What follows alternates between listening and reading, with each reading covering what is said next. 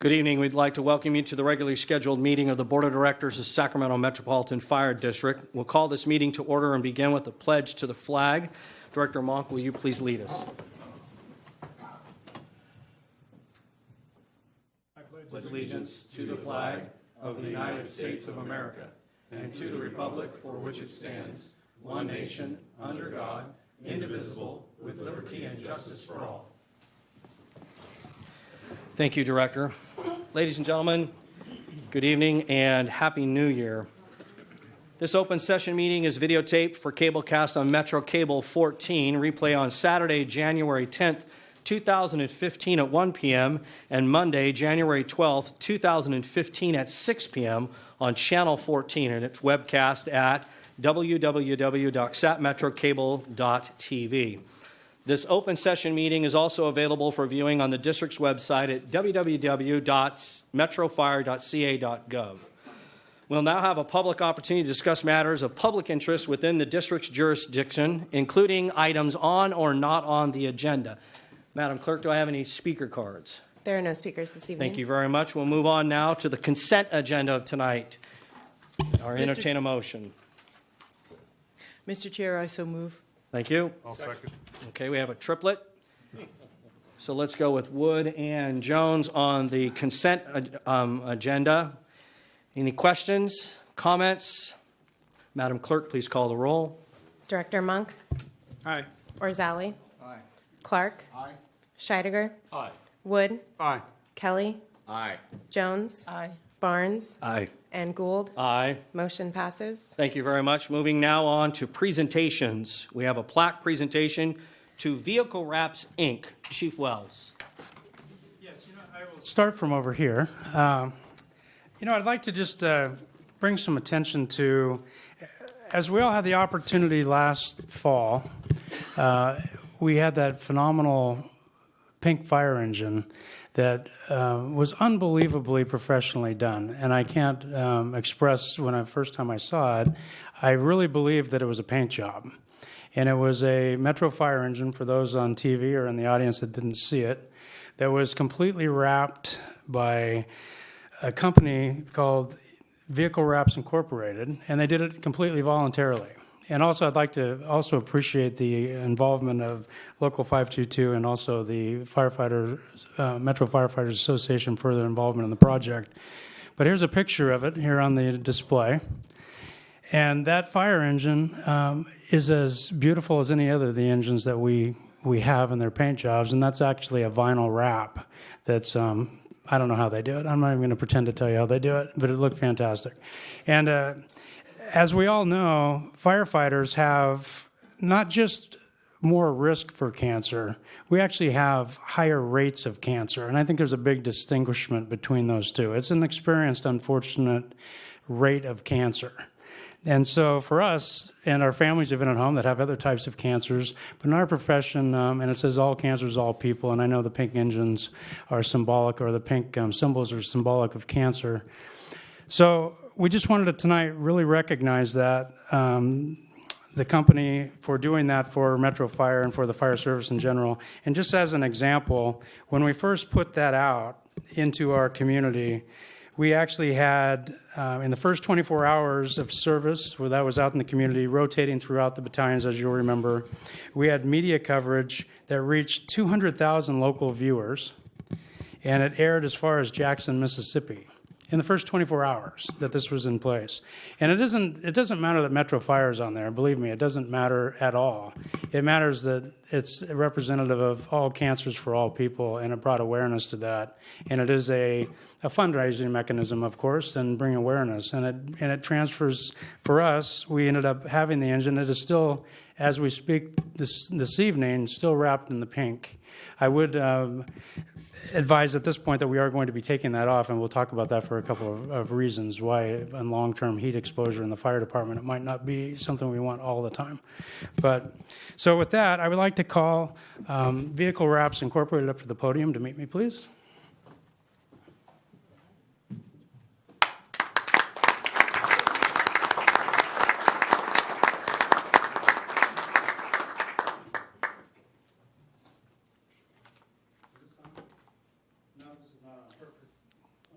Chief Wells, you can hold the power button for just a few moments and it'll. A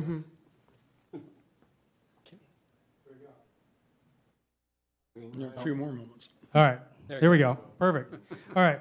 So we have Matt here from Vehicle Wraps Incorporated. And Matt, did you do the work on the actual vehicle? Yeah, I was the designer. Here's the artist, if you will, that absolutely made this into a wonderful representation of what Metro Fire wants to represent to our community and to the peoples to recognize the impact on cancer in all of our lives, specifically the fire service and the fundraising for that. So Matt, tonight, and we'll show the board of directors over here, the wonderful plaque. And we'd like to thank you very much. And if you'd like to say a couple words, I don't want to put you on the spot, but here you go. Okay. It never pays to come up here with me. Please, with all sincerity, thank you very much. It was a wonderful project, and we appreciate it. Thank you.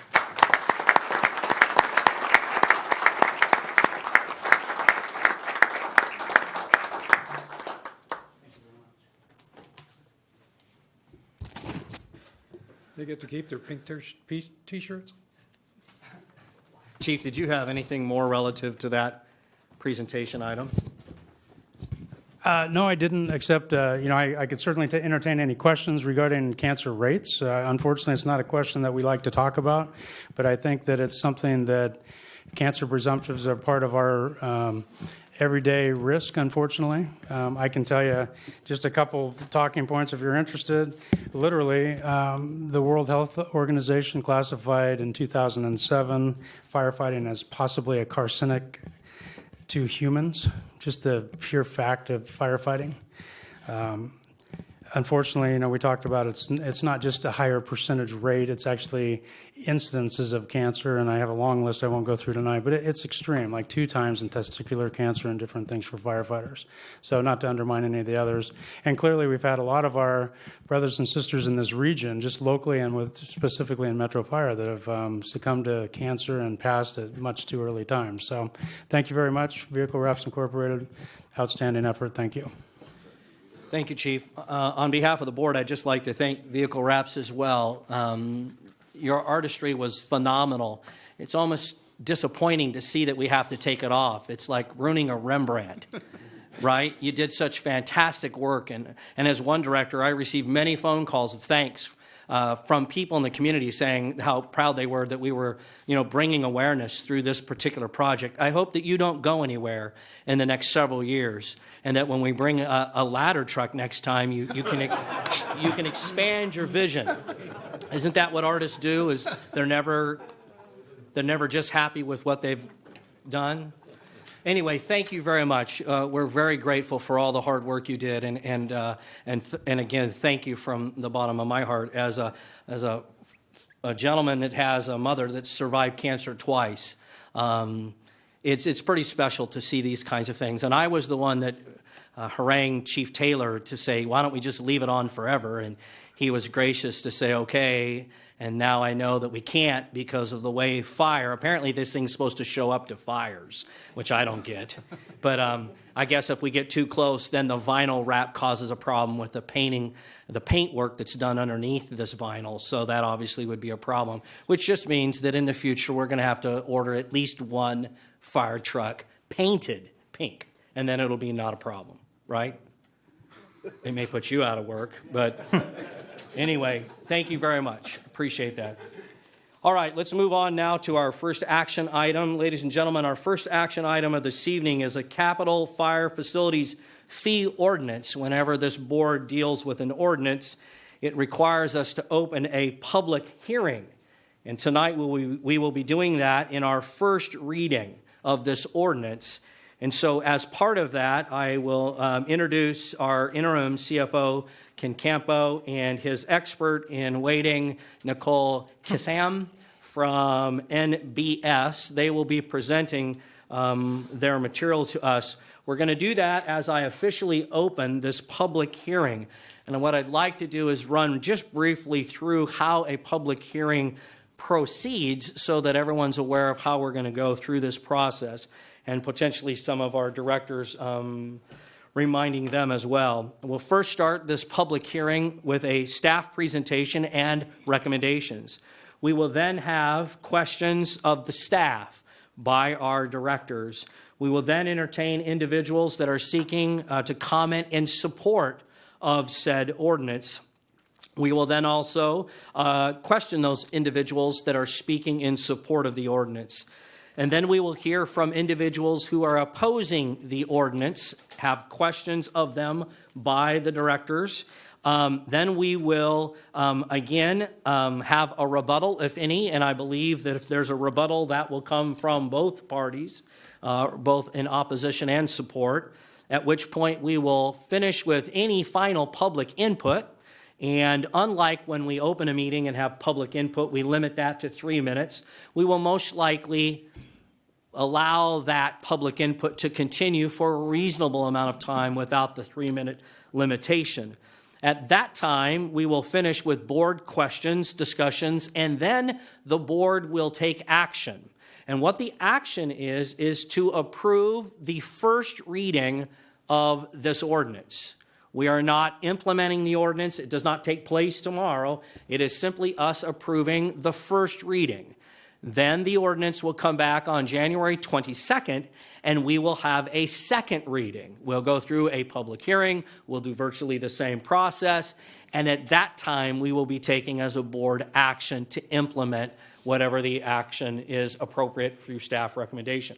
So we will be doing that tonight for 2 fee ordinances. The first one is the Capital Fire Facilities Fee Ordinance, and then we will close that public hearing for that particular ordinance, and then we will open another public hearing for the second ordinance, which is the Fire Inspection Program and Fee Ordinance. The same players at the desk will be providing the information, so we won't have to change them out.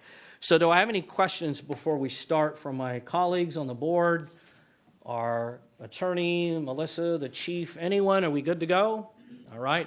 Then we'll hereby open up this public hearing for the Capital Fire Facilities Fee Ordinance. Ken. Thank you, President Gold.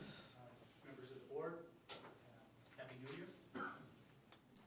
I don't think that's on, Ken. We're not hearing you as well. There we go. There we go. So, as you indicated, we're here this first public hearing to talk about the Capital Fire Facilities Fee. I will begin the presentation, and then, as you indicated, we have Nicole Kassam from NBS, who's here and been working with the district for a number of years to get to this point with the update with this fee. So this is a fee that would be imposed on new development, new construction within the district. The goal is a fair and equitable allocation of the capital costs, and it's based on reasonable assumptions because we're looking forward. We're trying to anticipate development activity and plan ahead and plan for the facilities needs of the district. This particular fee was last updated. It was initially imposed in 2002, I believe, and last updated 2005. So we're here in 2015 looking to update this fee. Some of the changes that we'll be proposing this evening and discussing with you involved changing our residential fee amount from a per square foot fee to a per unit fee, which is consistent with other jurisdictions in this area and consistent with my past experience with development impact fees. We will be expanding the non-residential land use categories, or proposing to. Right now, we have one category of commercial, and you'll see what we'll be expanding that to commercial retail, office, industrial, and institutional. And the purpose for doing that is that is in recognition that different types of development activity have different impacts on the service needs and the services provided by the district. In terms of public outreach, we've obviously followed the public notice requirements for the state of California. We've met and reviewed the proposed changes for both the fire facilities fee and the building plan review fees. We met with the North State Building Industry Association, who primarily represents the home builders in the area. and we met with the Sacramento Regional Builders Exchange. They primarily represent the commercial builders in the area.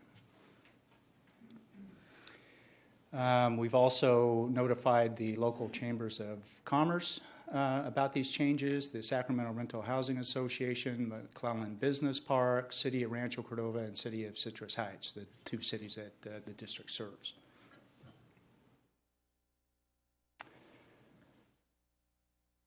So just a bit of a background, and I'm sorry to be redundant to the Finance Committee members that heard all of this last meeting, but staff reached out and talked with county and city planning staff to get an idea of what's on the drawing board, if you will, in terms of development.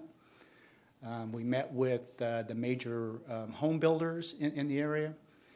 Actually, that was in response to them kind of contacting us and asking about whether we would need fire stations within their individual project areas, and that's what kind of prompted this whole process to get going a couple of years ago.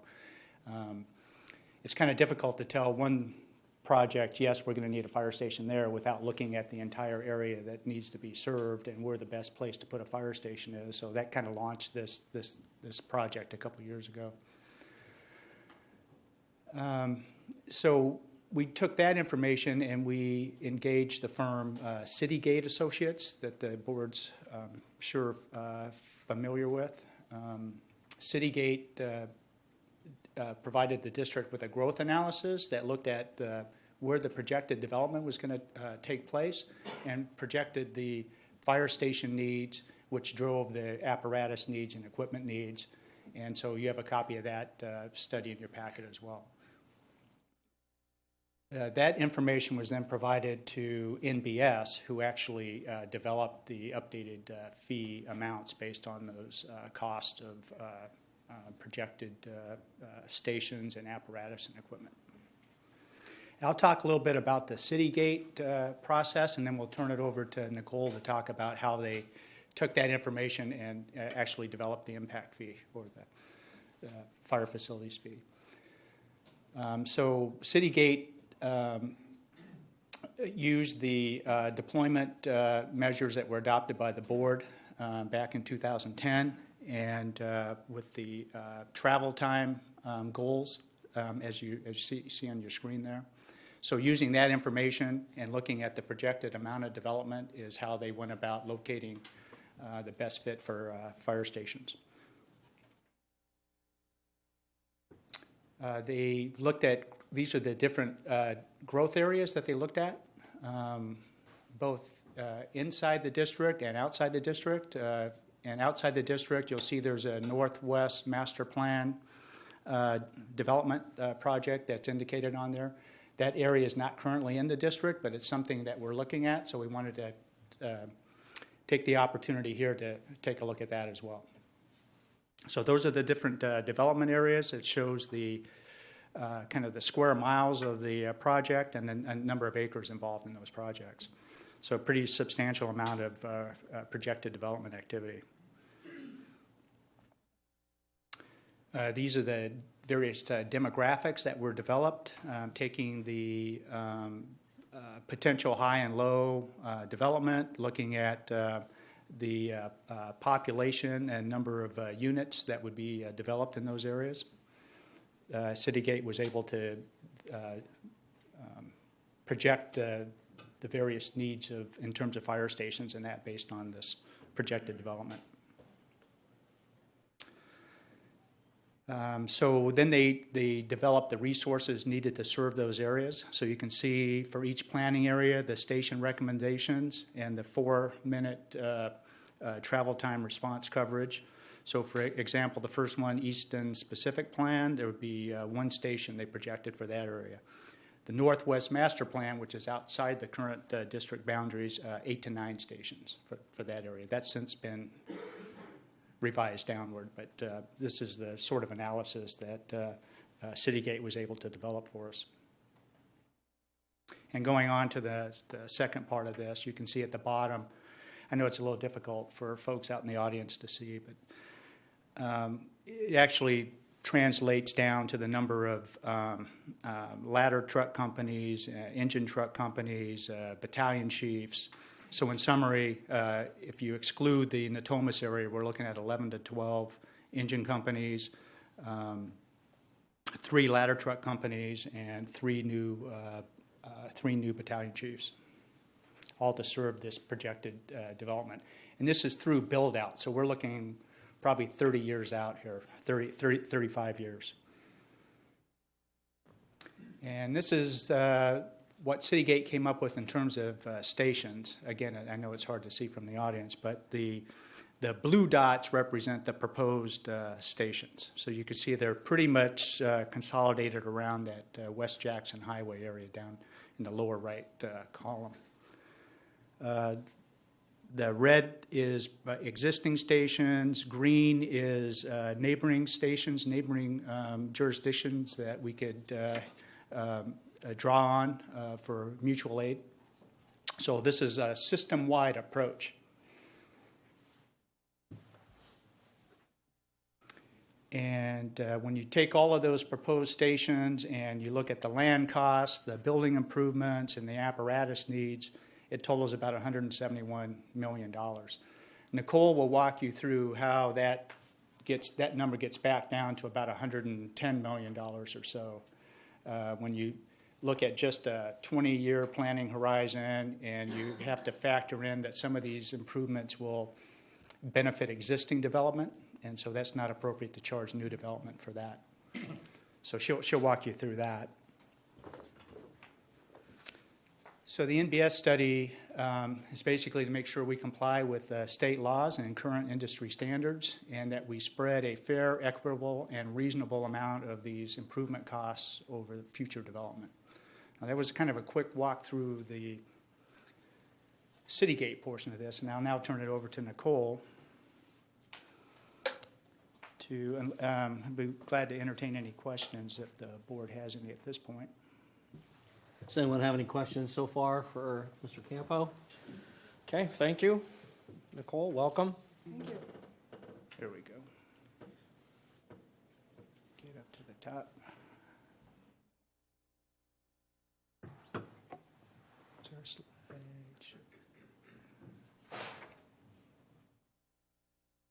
Good. There you go. Thanks, Ken. All right, good evening, everyone, board members.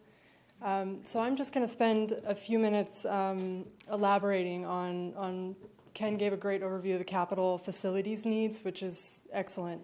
Now I'm just going to go through kind of what the Mitigation Fee Act is, what impact fees are, and what the findings are from the study that we completed for the district that determined the fee calculation that's in front of you guys tonight to consider. So impact fees, I think Ken already covered that. They're a one-time fee assessed on new development, and the purpose of those fees is to mitigate the capital infrastructure costs that are borne by new development or caused by new development.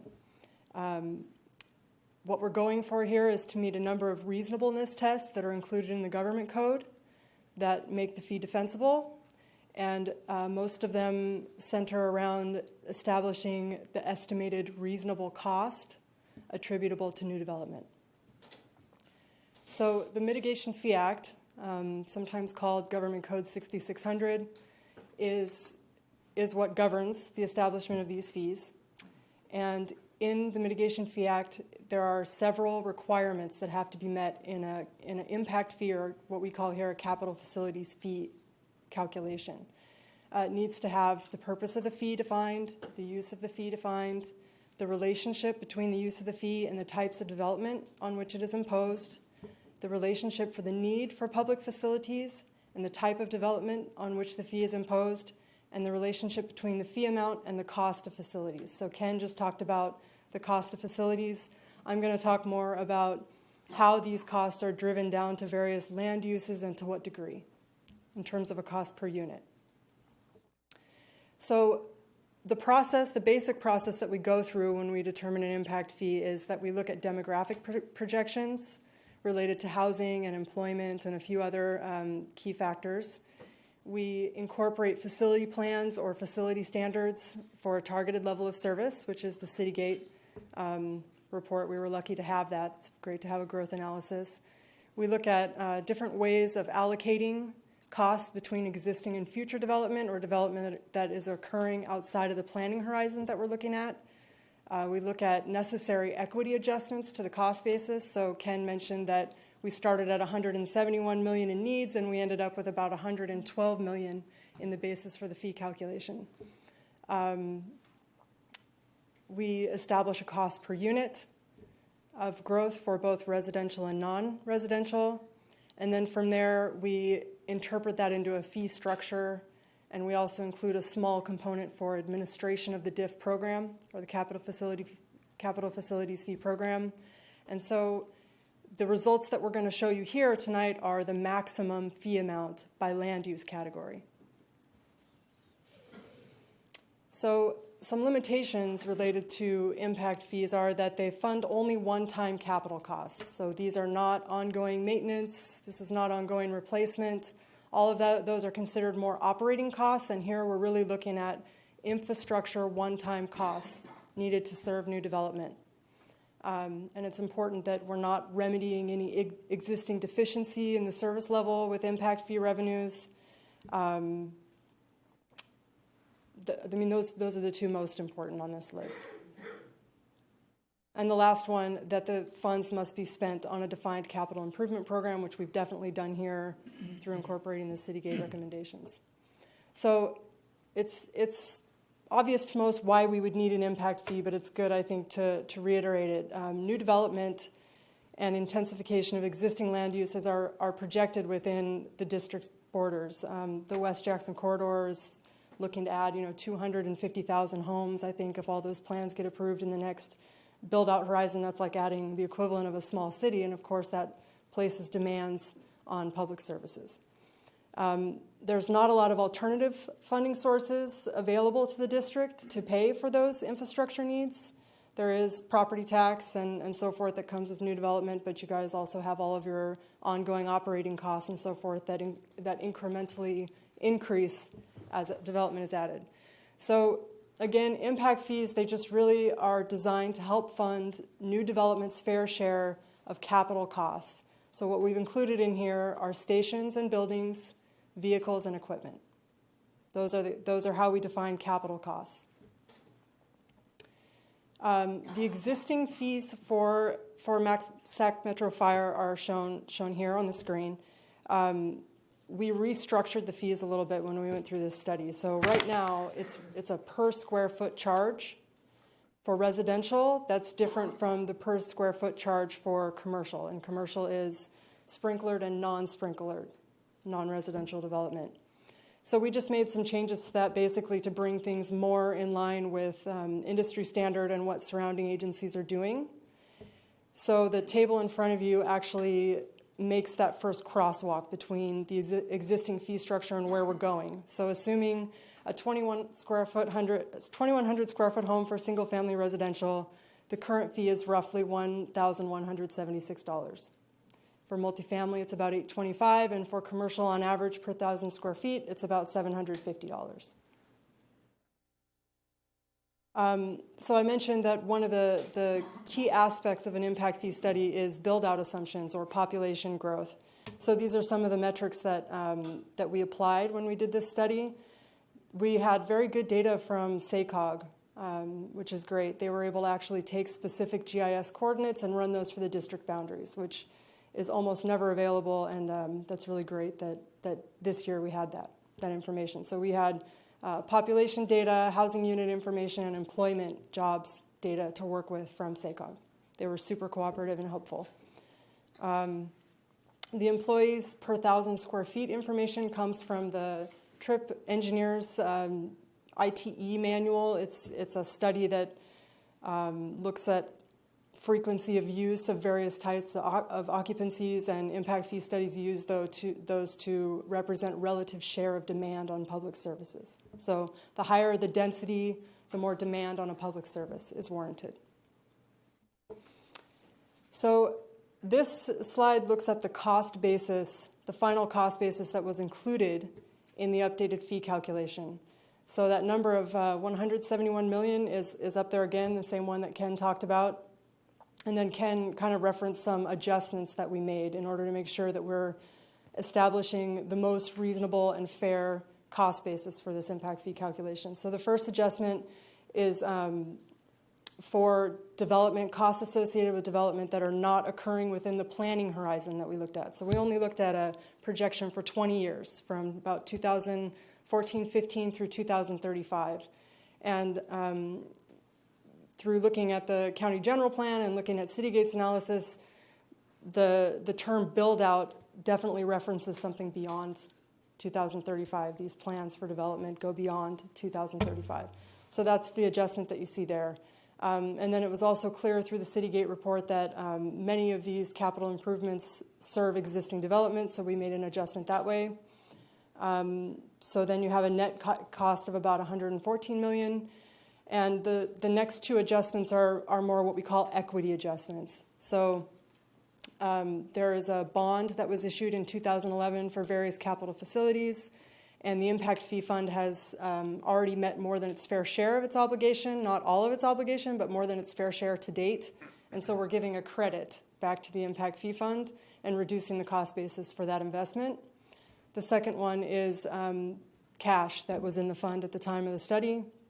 That also needs to be credited towards the cost basis for the fee calculation. So that's how we end up with about $112 million as the final cost basis for the fee calculation. So that $14,888,070 that's up there, this is the amount that needs to come from other funding sources for future capital needs. That's the amount that would not be able to be funded to serve the existing population. That's what the footnote is down there at the bottom. So that cost basis translates into these updated fees.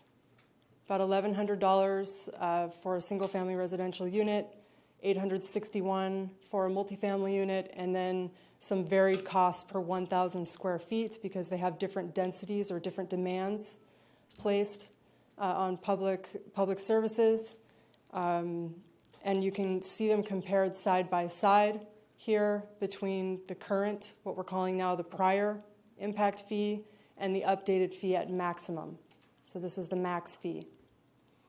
So slight decrease in single-family residential, slight increase in multifamily residential, and then some increase and some decrease depending on land use, just because we didn't have land use before inside of the non-residential. The approval process, we're kind of getting that started now, so I believe there's already been a 14-day notice issued.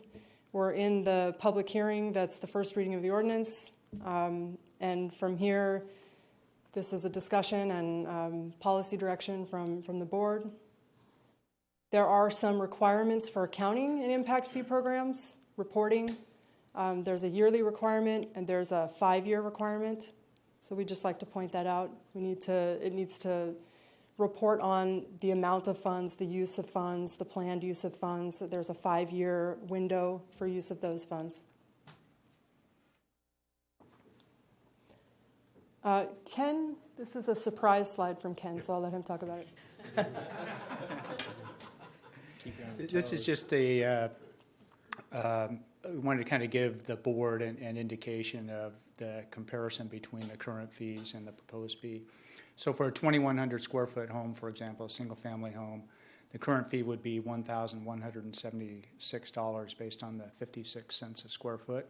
The proposal is $1,104 on a per unit basis, no matter what size. I think the break even in terms of square footage is about 1,900 square feet or so. So if it's a single family home below 1,900 square foot, you're going to pay more under the proposed fee. If it's over 1,900 square foot, you're going to pay less under the proposed fee. Yeah. When we talked to the Building Industry Association, they thought that was very reasonable. In fact, they said we'd probably use 2,200 square foot as the average single-family home size these days. Multifamily, an 1,100 square foot multifamily unit, the current fee is $825. The proposed fee would be $861, so that goes up slightly. Retail, commercial retail, 10,000 square foot is pretty good size retail space.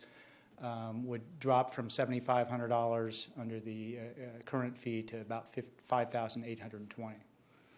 Office would increase. 25,000 square foot office space would increase from $15,000 to $20,000 under this proposal. Industrial would 50,000 square foot industrial building would that cost would decline from $37,500 to $26,150. Institutional, which would be government, schools, those types of buildings. Hospital, thank you. 50,000 square foot building, that cost would increase from $37,500 to $46,200. I think it was the Builders Exchange that represents the commercial builders. Looked at this and thought, well, what's currently being developed in the area is retail, industrial, not a whole lot of office being built right now, not a whole lot of institutional. Again, they felt this was very reasonable and that their members would not be too concerned about this at this point. And you want to cover the... Go ahead. We did do a fee comparison, but we tried to find agencies that had somewhat of a similar scope to Sac Metro Fire District. This is a very large district with a very diverse set of services. So it's kind of like when I work for the city of Los Angeles, who do you compare them to? They're the second largest city in the U.S. So it can be difficult in that way. Probably the most comparable that we see up there is LA County to Sac Metro Fire in terms of amount and probably also scope. And the other fees to the left, they do look dramatically lower, but I would encourage you to take any fee comparison with a grain of salt because fee structures and fee schedules are very diverse, and some of them have zones and so forth, and it's very difficult to draw an apples-to-apples comparison. And I'd just add to that, in my experience with cities, a lot of cities will have low impact fees for like fire and police facilities or none. And in terms of fire facilities, they would just require the developer, developer X to construct a station and buy an engine. So the entire burden is on one project for that area. So Nicole's right, it's very difficult to compare fees across lines, but we went out and reached out and did the best we could. And with that, we'd be glad to take any questions that the board may have. Okay, thank you very much. Again, moving on as part of our public hearing procedure, we'll now have questions of the staff by members of the board. Any questions from our colleagues? Mr. Chair. Go ahead, Director Wood. Mr. Campo, Mr. Kissen, thank you. It's very informative and thorough. As you're going through this process over the last year, several years, can you explain whether, one, if there was any lessons learned from the closure of 68, and if so, how did those lessons impact what you have here before us today? I might have to look to operations for the impact. Well, and I can jump in on this a little bit. I mean, essentially what we have out at Station 68,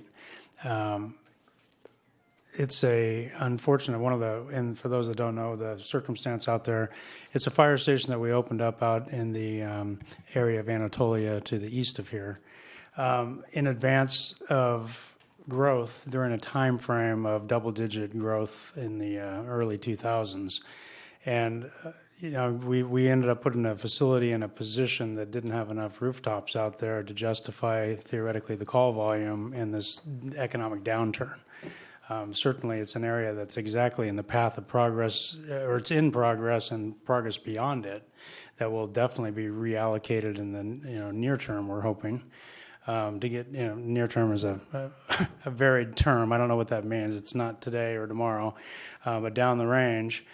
So I think it's important for everyone in the audience to understand that this fee comparison and collection in advance, so that you don't get yourself overextended, so you don't put resources out in an area that you can't fund, and it essentially brings an element of confidence of a family that buys out there, in a way that, looking backwards, I think would teach us to look forward to make sure that we had everything in place and the amount of call volume and need and service and tax base to put it there in the first place. And that's what I think you've seen tonight, is a very comprehensive, detailed approach. I think it's been several years in the making, crunching a lot of sausage here to get some detail in a 20-minute presentation. So if that answers your question, Director Wood, it's one of those that we deeply appreciate the Anatolia community, because I can tell you in these times, the Homeowners Association out there has been some of our biggest advocates to the services that we provide and the way we've tried to go about it. So if that answered your question. Perfect, thank you. And I would just add to that if we could master plan everything, we would have very systematic development. But development occurs where development occurs. And one thing that ensuring we have this fee in place, and we continually look at it, I'd say at least every 5 years or so, and make sure we're still on track with the development and with the amount of money that's needed to be collected. It does go into a separate fund to be used to mitigate the impacts of development, and it's up to the board to decide where that money gets spent and where the priorities are. So that's one bit of flexibility that the board has in this process. Thank you very much, Director Mull. I've got a question back on page 7, if you can go back to page 7. And it says new development and intensification of existing land uses are projected within the borders. I'm the representative from Rio Linda, Alberta, that area. And one of the things on the map was the addition of those stations in the Natomas area, which is not within our borders. So is this fee intended for use in our district, or because the Natomas area is not in our borders? That's correct. And in all of those numbers that we looked at, the $171 million, none of that factored in the stations that were slotted for the Natomas area. So that was completely backed out because that's not within the Okay, so those will be in addition at a later date. Those, at some point in the future, those would come into play, and they would be specific for that area.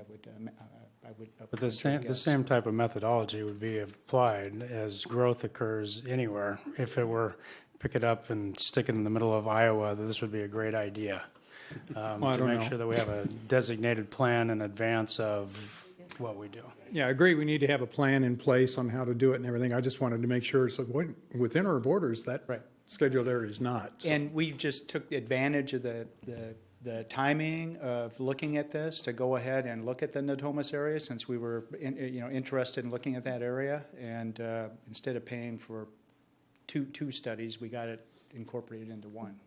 Okay, thank you. Director Scheidegger. Thank you, Mr. President. I'd just like to make a couple of comments. One, I'd like the public to be aware, and I really appreciate the fact that we've gone about it in this way by the use of NBS. I mean, the old adage, you can make numbers say whatever you want them to say. I think by objectifying and bringing in outside experts in this area, it really helps the public buy into the process, I hope. Question.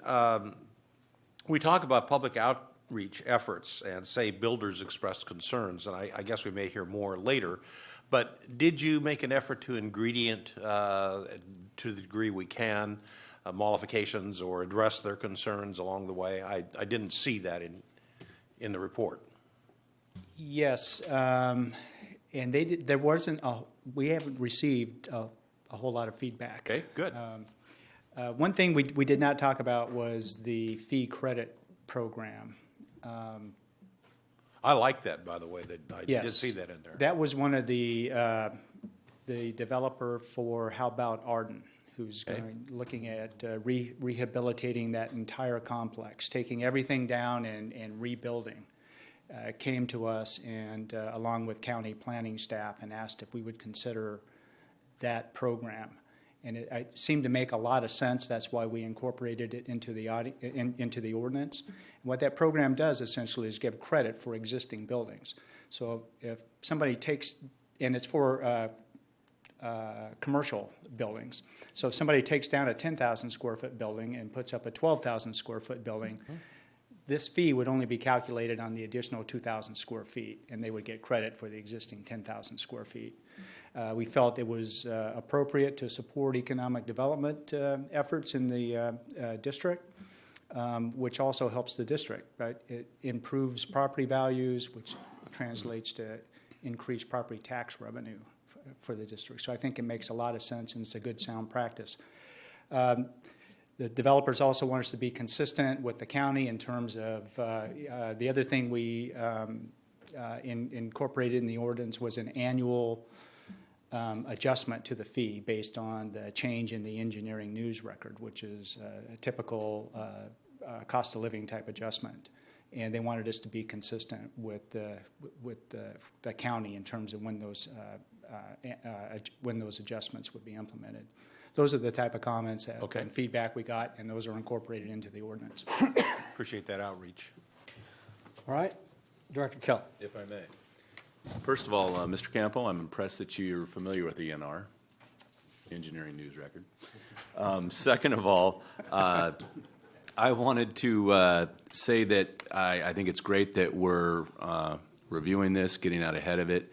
I'm aware of a large metropolitan area to our west that missed traffic impact fees for the entire Natomas development. They decided to try and implement those in, I think it was 2007, and the majority of the development had taken place up there.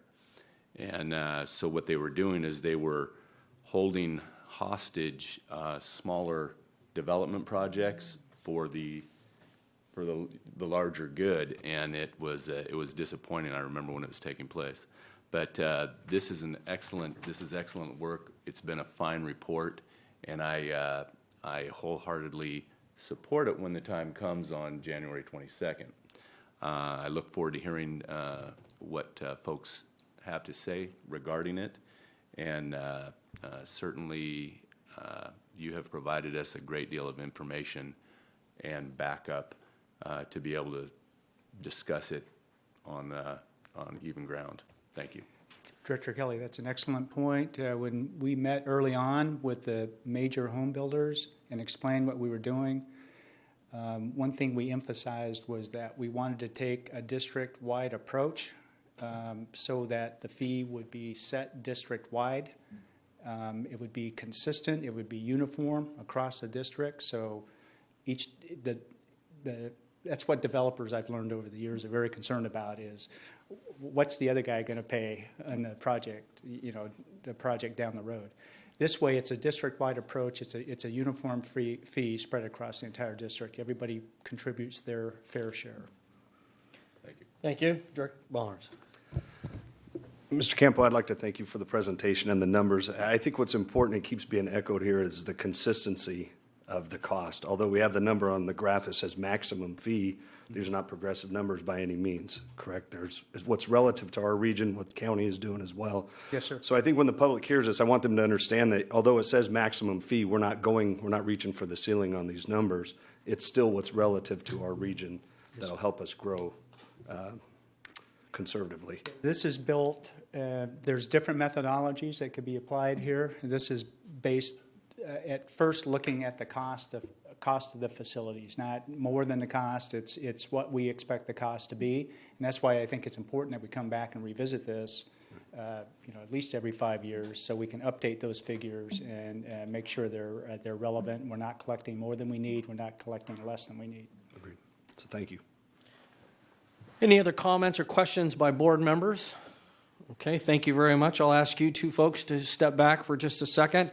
And we'll ask for individuals speaking in support of this ordinance to please come to the dais or to the podium and announce your name and who you represent. And then at this stage of the game, let's go with a 5-minute limit to be extended if necessary. So I'll invite those that are in support of this ordinance to step up. Seeing none, we'll move on. There will be no questions then of the individuals who did not step up. I would also imagine that rebuttal will be different now. But let's now invite those individuals to take the same process, those individuals speaking in opposition to this proposed fee ordinance.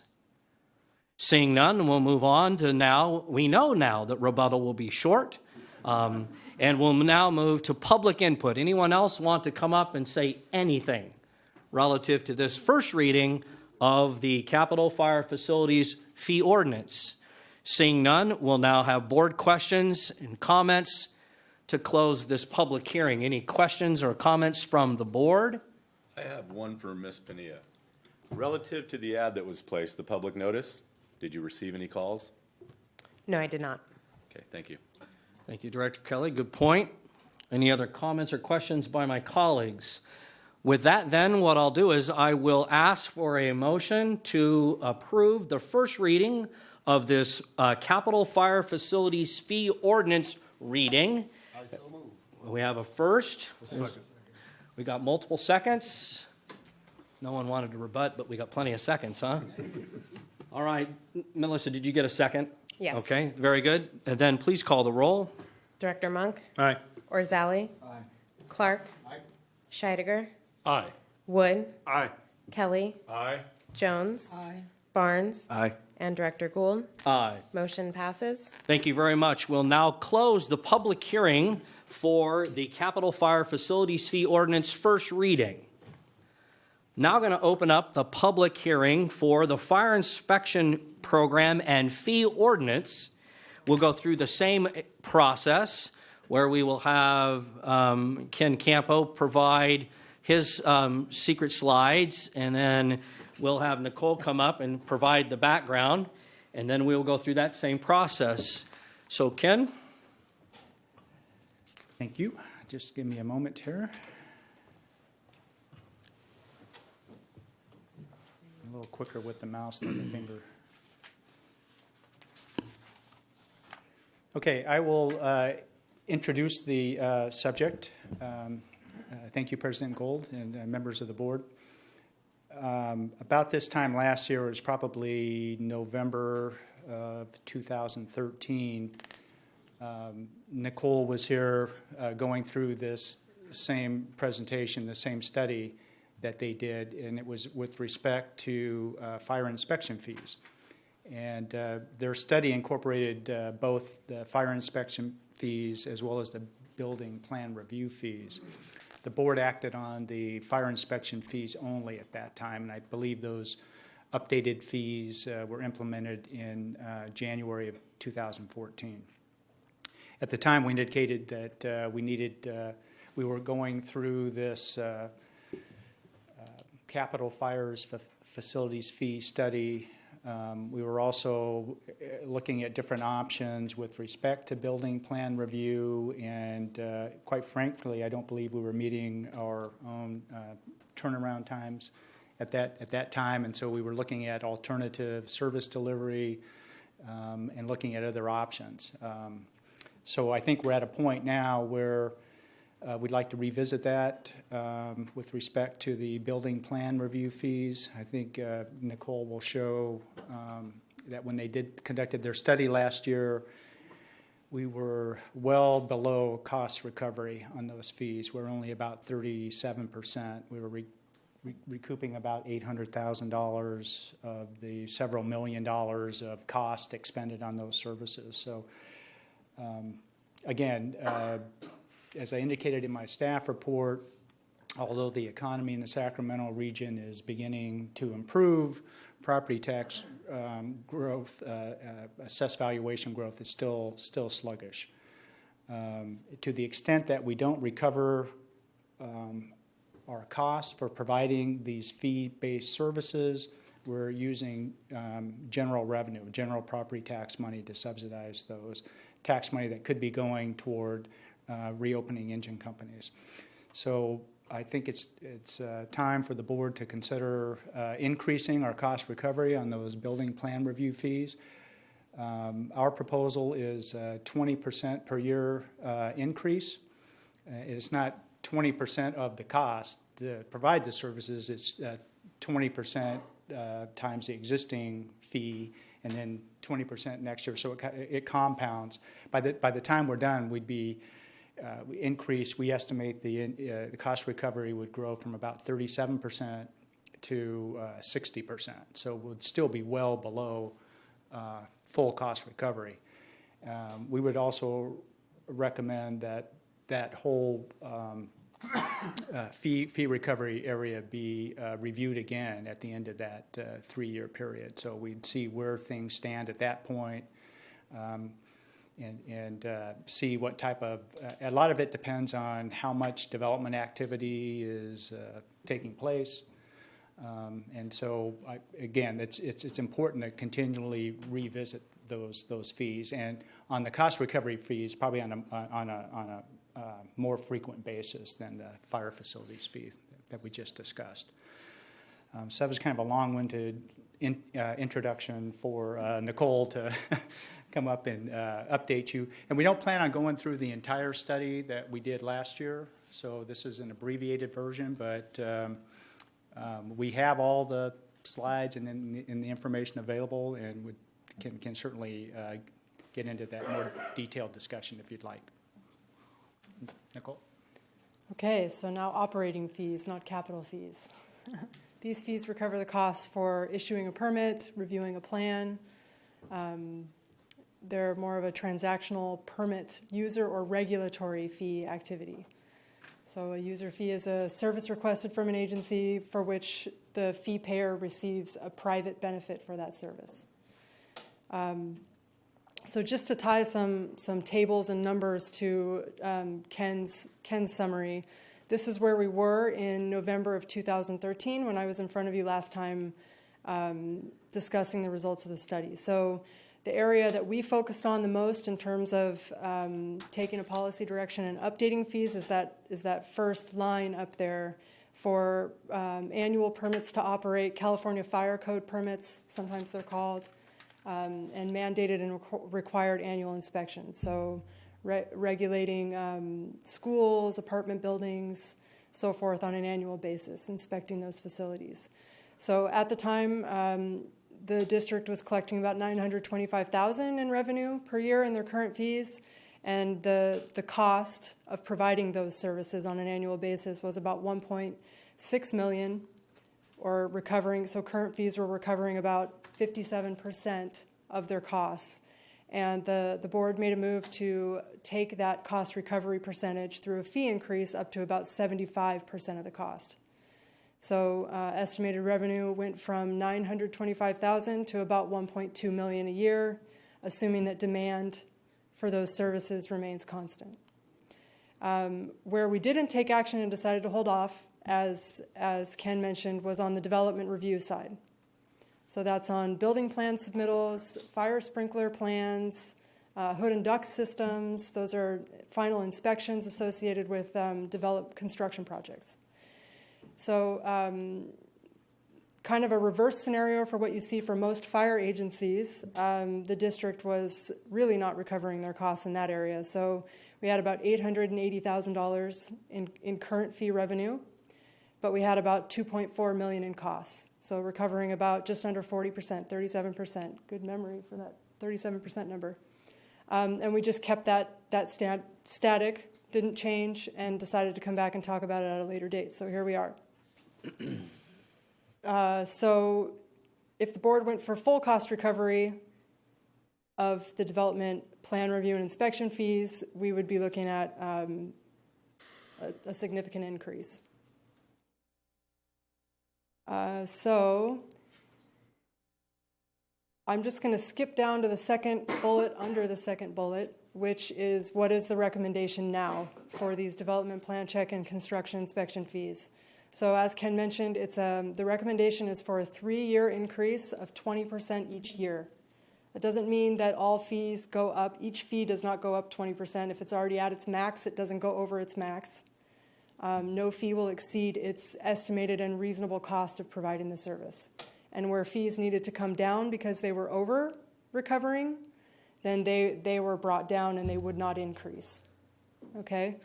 So at the end of the 3-year period, if you do the numbers, then we go from 37% cost recovery at the time we first did the analysis to 60%. which is still under the cost recovery level of many agencies.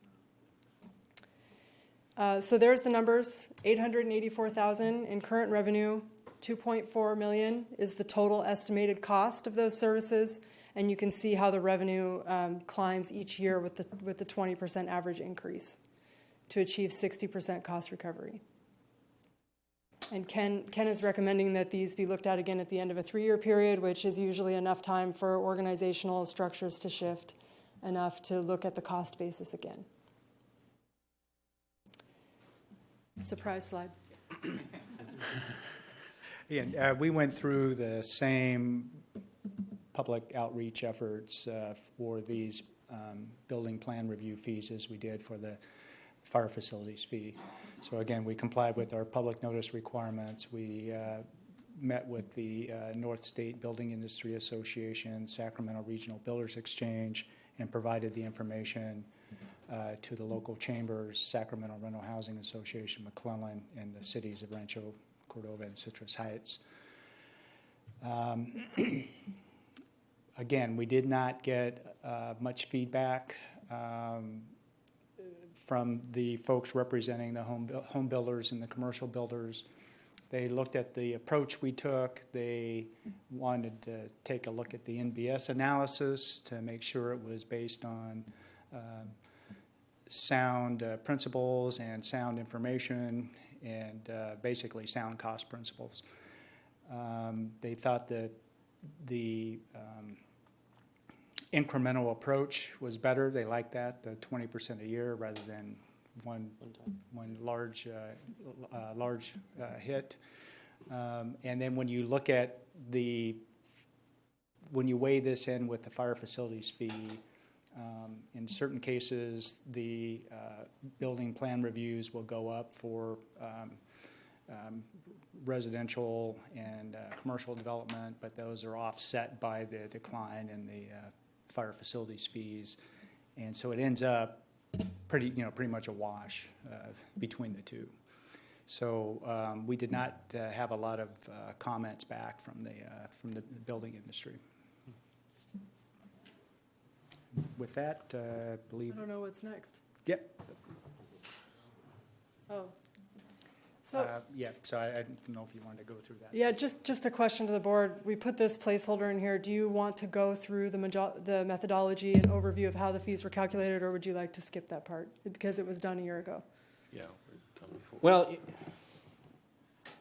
I think it's important that the public, I don't know that we have people that are glued to our television shows every week and may have forgotten what occurred a year ago. So it probably isn't a bad deal to quickly move through this so as we propose these changes in first reading. Synopsis would be good. Right? A brief synopsis, if Sure, it's no problem. possible. No problem. Okay, so then I'll just take a few minutes and go through some central concepts around determining user and regulatory fees. So what a fee study does is it defines the full cost recovery potential of individually based services. So the services that we studied here were the ones that I mentioned. Comprehensively, we took a look at all user and regulatory fees charged by the Sac Metro Fire District and ones that they're not currently charging but are eligible to charge. So that was the scope of the study. So it's including permits to operate under the California Fire Code, mandated and required annual occupancy inspections, development review of all types, and then there's a few miscellaneous charges, some on an hourly basis for various types of services. There is a difference between a user fee and a regulatory fee. There's not a difference in the way that those fees need to be determined. There's just a difference in the definition of a user fee versus a regulatory fee, and Sac Metro Fire has both of them. Most of the fees charged for the permits to operate under the California Fire Code and the annual inspections would be what's called a regulatory fee, where the district is saying, I am going to regulate you, business, because the state tells me that we need to make sure we've got a safe operating business on an annual basis. A user fee is more like a development fee where I need a sprinkler plan approval to construct my house, and therefore I'm requesting a service. So these are not taxes, they're not fines that we're looking at here. They're not impact fees, which we already discussed. These are cost recovery opportunities, and the government code requires that they be established in proportion to the estimated and reasonable cost of providing the service for which the fee is charged. So that's the concept that we work through when we do these analyses. These are the government code sections and legal parameters that guide us through a fee analysis. While user and regulatory fees do not go through a Proposition 218 process, there is a lot of fairness and equitability clauses in there that we use to guide us about not subsidizing certain activities by increasing fees on others and so forth.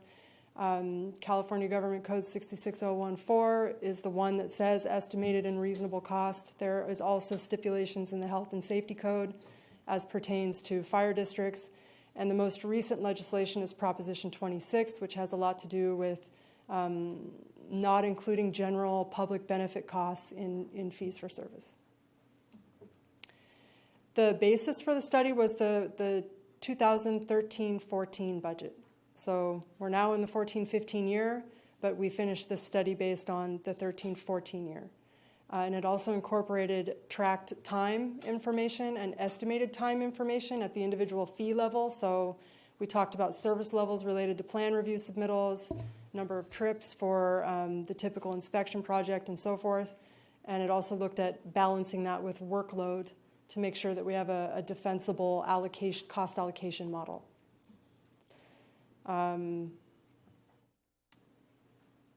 We looked at different types of costs. I think that's important. That's what this slide is about. So we're trying to isolate the costs associated with inspection and permitting services. And we're looking at those as both direct and indirect costs associated with those. And we are also aware at the same time of other types of costs occurring inside of CRRD that may or may not be directly or indirectly recoverable in fees for service. So we exclude anything that is not attributable to the fee for service, and we cost allocate anything that is directly or indirectly attributable to the fee for service that we're charging. So it's not like 100% of costs are thrown into the fees unless they're relevant.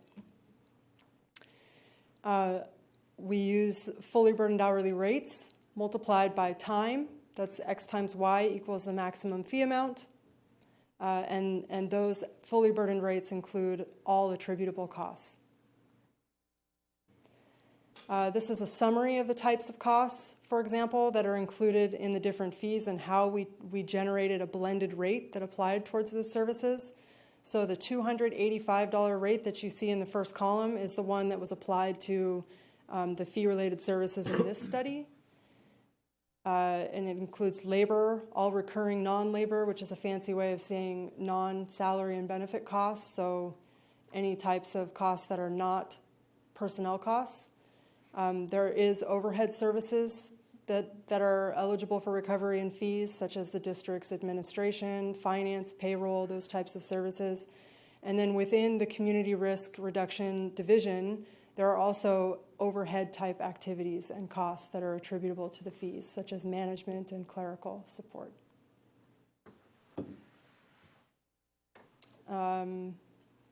We also looked at the fee structure.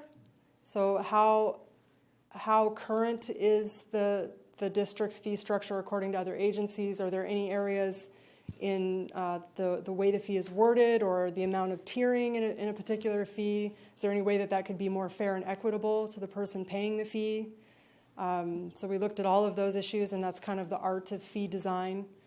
So we had to select different fee structures in many cases. And then over on the right side, or the right side of the slide, there are many reasons why the district may not charge a fee at full cost recovery, and these are the most common reasons up here, and I think that's probably what's kept a decision to go with 75% on the annual inspection fees and probably not full cost recovery all at once for the development-related fees. You're probably somewhere in this arrow here, or a mix of reasons inside of that arrow.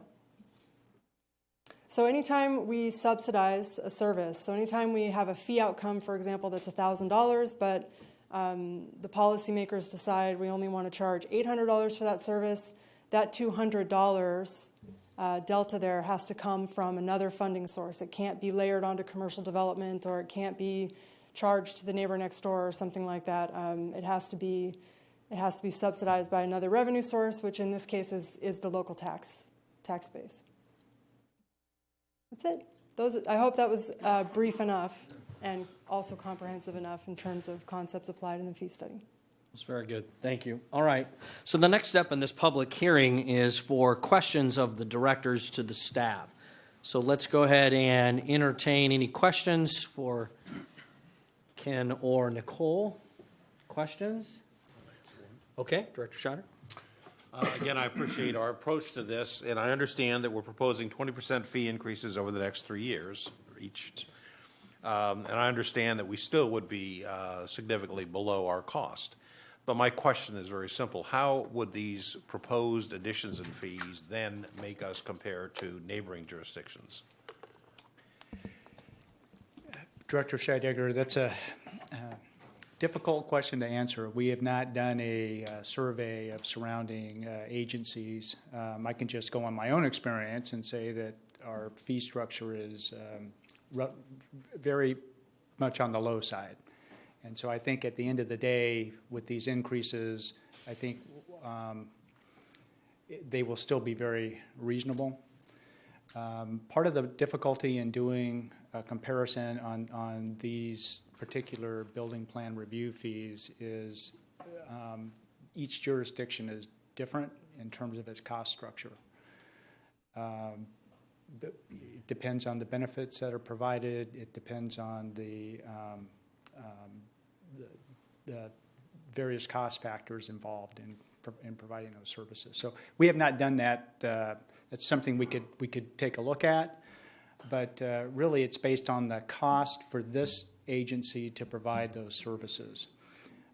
We can do the comparison, but that's not going to change the cost for this agency to provide those services. And I would add that again, the comments from the folks representing the builders, the Building Industry Association, the Builders Exchange, when they looked at it, they thought it was reasonable. Okay, that's very relevant. Thank you. Thank you. Director Arzali. Yes, in the process where we elected to use 20% as the increase, how did we come to 20% as opposed to, say, 15 or 25? I thought it sounded reasonable. Okay. There was no science behind it, but I can also comment that that's a typical approach taken when there's such a large gap, from 40 to 100. How do we get there in 3 years? A 20% increase is a typical approach taken by their finance directors. Great. I appreciate the candor. Well, it sounds like it's a best practice.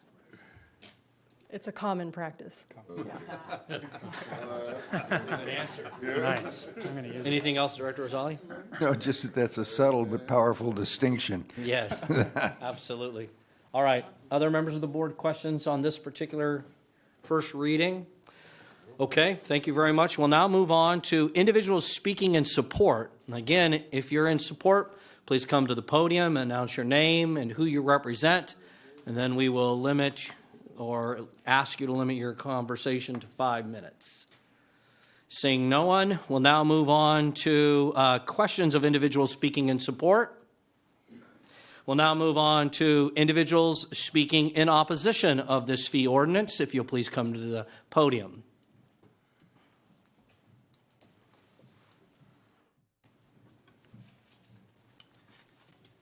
Good evening, members of the Board of Directors. I'm Timothy F. Cahill, president of Charles C. Bell Company. We're a commercial real estate company. We've been in the Art and Arcade area for about 70 years.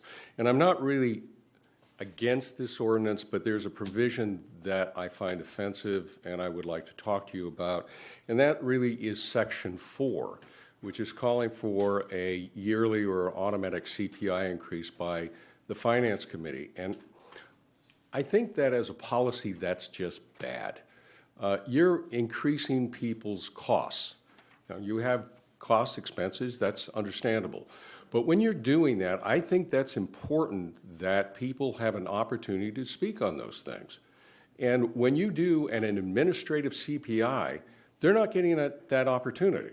Now, I'm not even sure from what the presentation, which I greatly appreciate, it's even necessary in this provision because you've got a 20% increase yearly, and then you're going to review this every the next 3 years. So why do you need a CPI?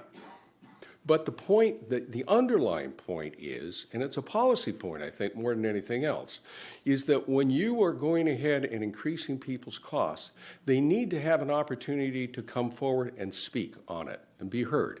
Now, I work in a business. CPIs are common. They're efficient. They're easy in many ways. You use an external indices as represented here. That's fine. But this is not a business. This is a governmental agency. And when you go ahead and talk about efficiencies, ease versus the public's right to speak on these things, I think you have to give the public the right to speak. So that's the comment that I have to make on this. And I had some other comments, but I think they're a little bit off topic, and I'll do them at another time. So. Okay. Thank you, Mr. Cahill, for that. If you'll stay there, if you don't mind, because it says questions. Now, do you want to be on the opposition or not? Because if not, then we won't question you. But if you'd like to. I am not in opposition of the general. I'm in opposition or make that comment on that section 4. Would you be open to allowing some questions from members of the board? Well, of course, I get it from my family. You might as well jump into it. Wow, that's 2 good retorts tonight. All right, anybody on the board like to ask Mr. Cahill some questions relative to his proposal for some amendments to that? And then I'd also ask that our staff step up and have a conversation relative to that suggestion as well. So did I see a hand up? Director Orzali. So, Mr. Cahill, I appreciate you taking the time to be here tonight. This is an important issue for all of us. In this section that you refer to, Section 4, given the opportunity, how would you structure this? It seems like what I'm hearing is a really pretty simple fix. Well, there are a couple of ways I would do it. First of all, from the discussion that went on, I'm not even sure it's needed, because you're doing a 20% increase every year, and in 3 years you're going to go ahead and review it. So what are you doing the CPI for? You've already got it built in. So, but if we stand back from that and say, well, what about CPIs in general? Because one of the aspects of this that really does, all of this affects me, but also there's a portion of this which is also the yearly business inspection fees and all that. And that's not really that much of a discussion here, and that's why I'll put that off. But there are lots and lots and lots of small businesses, and they need to be able to say something if they choose to do that. So if, as a philosophical matter, if you were to go ahead and say, well, a CPI is an easy, objective way of going ahead and getting cost recovery, please don't make it administrative. Have it come before the board. Advertise it. Say, well, this is part of our agenda, and we think we ought to have a CPI next year or whatever it is. People can come and either say, oops, I'm sorry, great, no, you can modify it. It's an open hearing. So you could do it that way, but don't make it an administrative because it's hidden. And one of the great problems that all governmental agencies have is making sure that they're transparent. And the last thing that anybody wants is for your constituency, the people that you represent, sitting there and saying, oh, it's a done deal. I can't say anything about it. It's a done deal. It's already done. That's not good. And when you're talking about people's money, they're most sensitive about that. So those are the comments that I would make. Either I don't think it's necessary in this ordinance, but if you did want to do it, have it come before the board here, and then you make the decision. All right, thank you. Yeah, Mr. Director Chair? Orzali, any other questions from Mr. Cahill? Mr. Chair, again, Director Jones. contributing to the general discussion here. Right. Thank you for coming to the podium, Mr. Cahill. I'd like to ask Ms. Kissam, in Section 4 conclusions that I have, oh, no, everyone can, well, there's dialogue, that's fine, I don't care. what I'm reading on page 102 of my material, under Section 4 conclusions, sorry? Somewhere else? Oh, okay.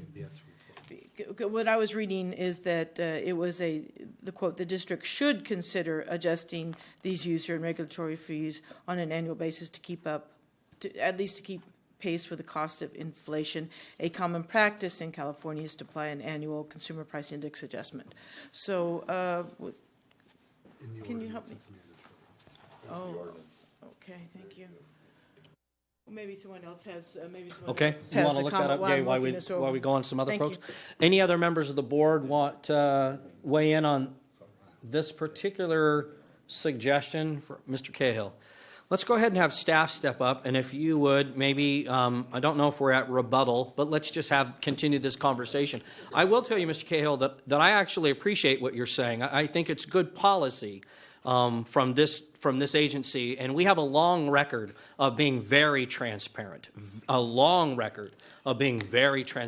when we are given ideas of how to be better, I think all of us at this table take it very seriously, and I, support that because I think anytime we do ask for additional increases in fees of our citizens, that we should allow them to have an opportunity. I don't know that they'll take advantage of it, but that's not your point. Your point is to at least allow them the opportunity. So I, for one, am supportive of that idea. Ken and Nicole?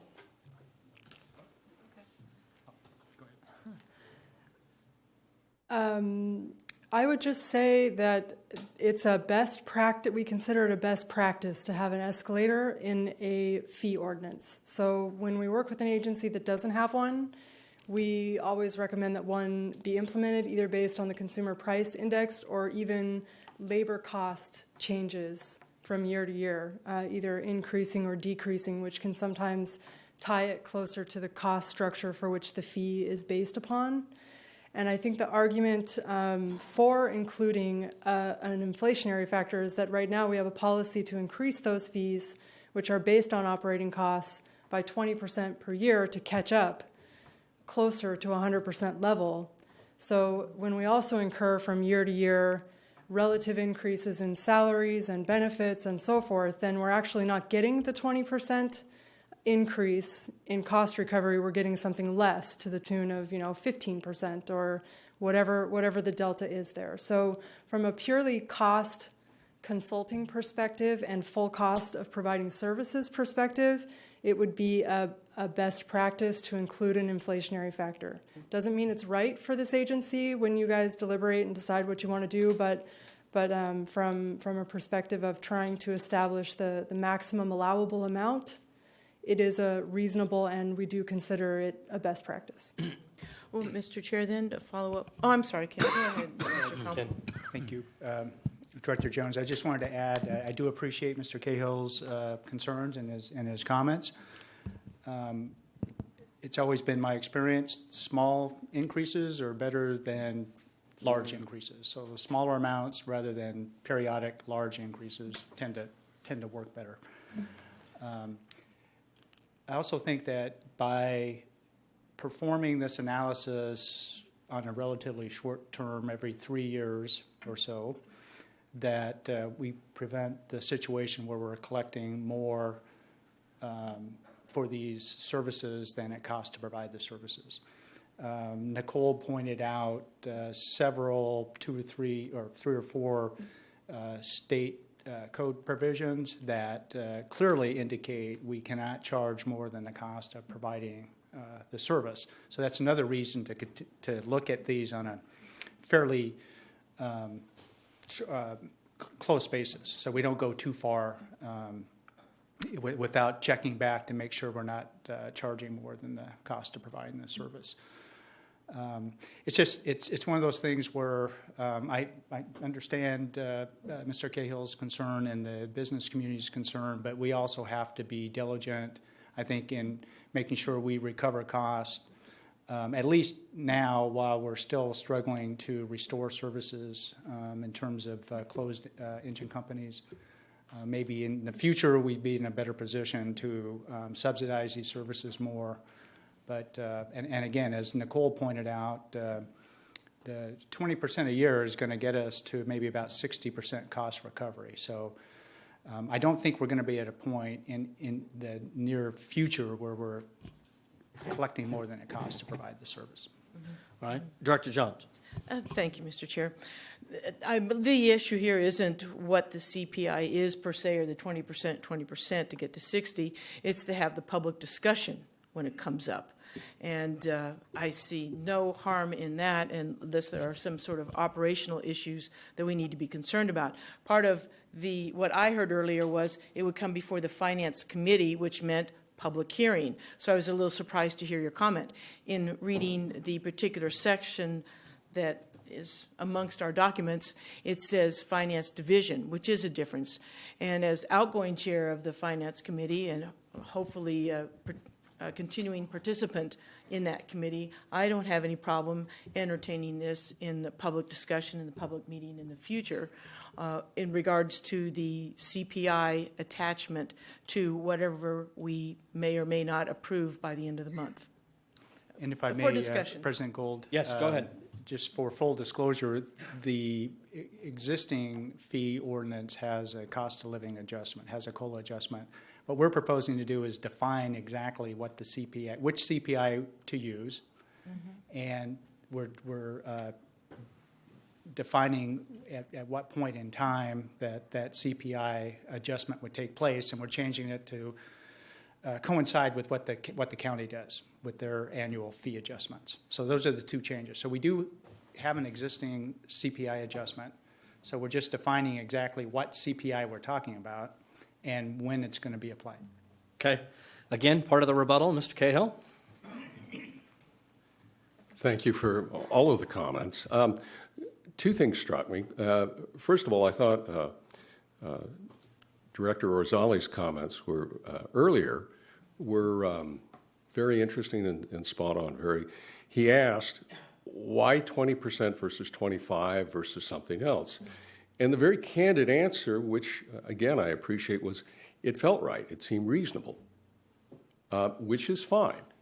Well, then don't talk to me about saying, well, we're suddenly losing ground because we can't do the CPI when we set the numbers because they felt right. We're talking about a 3-year window. And you're going to be able to look at this in 3 years and see where you are. And you can make whatever adjustments. A 20% increase every year is a sizable increase by any standard. And what you may gain incrementally, you lose in something totally different, which is more important. And I think it's that transparency. And frankly, I can appreciate what maybe other agencies have done. I can appreciate that maybe an existing ordinance has a COLA. Doesn't make it a good policy. Maybe you ought to get rid of them. I mean, and if you're going to raise the fees, for my money, it ought to be by this board. It shouldn't be something else, and it should be a public hearing. If you raise it $1, still, let people have the opportunity to come in. I don't think anybody's here other than me. That's okay. But you give the opportunity and you have the transparency. And frankly, I think that far outweighs what little incremental you're going to have. It's the policy and the mindset of having transparency. Okay. Thank you, Mr. Cahill. Go ahead, Director. I'd just like to ask a question. Are these terms mutually exclusive? What we have, it seems to me, is competing priorities, both of which are very important, at least in my mind. Certainly there's some way that we can achieve the fiscal needs that we have and the needs for transparency that I think everybody in the board is sensitive to. And what I'd be advocating is looking for a model that allows us to do that. Director Orzali, we can certainly come back to the board each year and present to the board what the CPI adjustment would be and have that discussion before implementation. and only upon, and then the board could decide whether they wanted to proceed with the CPI adjustment or forego it for the year. Would Okay, that, let me ask one ahead, Director follow-on for that. You bet. Would that create some, I'm always sensitive to creating additional burden for staff. Melissa will tell you I create plenty all by myself. No, I mean, that we would be going through the same exercise of determining what the increase would be, and just before implementation, we would put it on the agenda for the board to discuss. Okay. Yeah, Right, and thank you. I think our obligation is first to the citizens and second to staff. And so I think if this addresses that, we're in good shape. I have some other, Director Rosali, Director Wood? I was just going to say, in response to some of the comments made earlier, I don't see these statements as being mutually exclusive. We've got a recommendation from our consultant that there should be a CPI component. We can have that CPI component and still satisfy Mr. Cahill's concerns by allowing people, which is the last comment Mr. Campo made, and I think that's the direction we should go. That's my 2 cents. Yeah, that's the if way I it can feels say to that. me. Okay. Director Scheidegger? I have no comment, I agree. Okay. Any other comments? Go ahead. Mr. Campo, I appreciate the sentiment that while you're investigating what the CPI may be, you can put it into a staff report, and I say you put it on the consent agenda. If somebody wants to pull it off, they can pull it off. Thank you. And then they can come and speak to it in the public session. All right. Any other comments, public conversations relative to this item this evening? Seeing none, we'll now have any final board questions or comments. All right, I'll entertain a motion. Mr. Chair, there was another speaker who Oh. wanted to speak just under the public Okay. input, I believe. Go ahead, have him come up.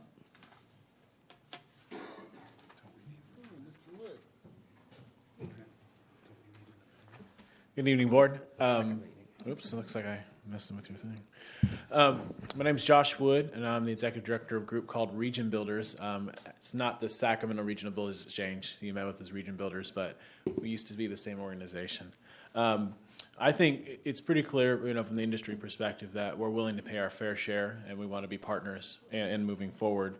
And this district, I think, I've been to tons of different hearings related to development impact fees over the last 10 years. And I have to say, this is probably one of the most boring because there's no fight, because your staff has done a really good job of really trying to find a balance, and we appreciate that. The thing I came to talk to you today about is when it comes to permitting, what our perspective is really, we've seen things come back a little bit, but the economy really hasn't turned. It really has not turned for the building industry. We're still, fighting and clawing, trying to get work to help keep people employed and help move the economy forward. And one of the things that our organization has done is we went out and tried to look at what are some of the best practices that are being used as models in other regions. And we came across this model in Phoenix that they use, and they call it self-certification. It's basically simplifying the permitting process by creating a one-day permitting program. And what they do is they put the plan review section, and they actually push that to the end of the process, and actually it happens in the field. And so what you have is a registered architect or an engineer can actually submit a proposal for a project, and they have to go through a training program that's approved to be able to be in this specific program. So this is not the program that everybody's using. This is, you get certain training and you get approval to be able to participate in this program. And you can actually submit your project and move right, you get your permit, and you're moving right forward to building. And this has been really successful as a model that they've used for spurring more development. They've actually said, we talked to their version of SACTO, the Greater Phoenix Economic Council, and they call this their supreme differentiator between them, because they use it as a tool to go and recruit business and say, hey, you know what?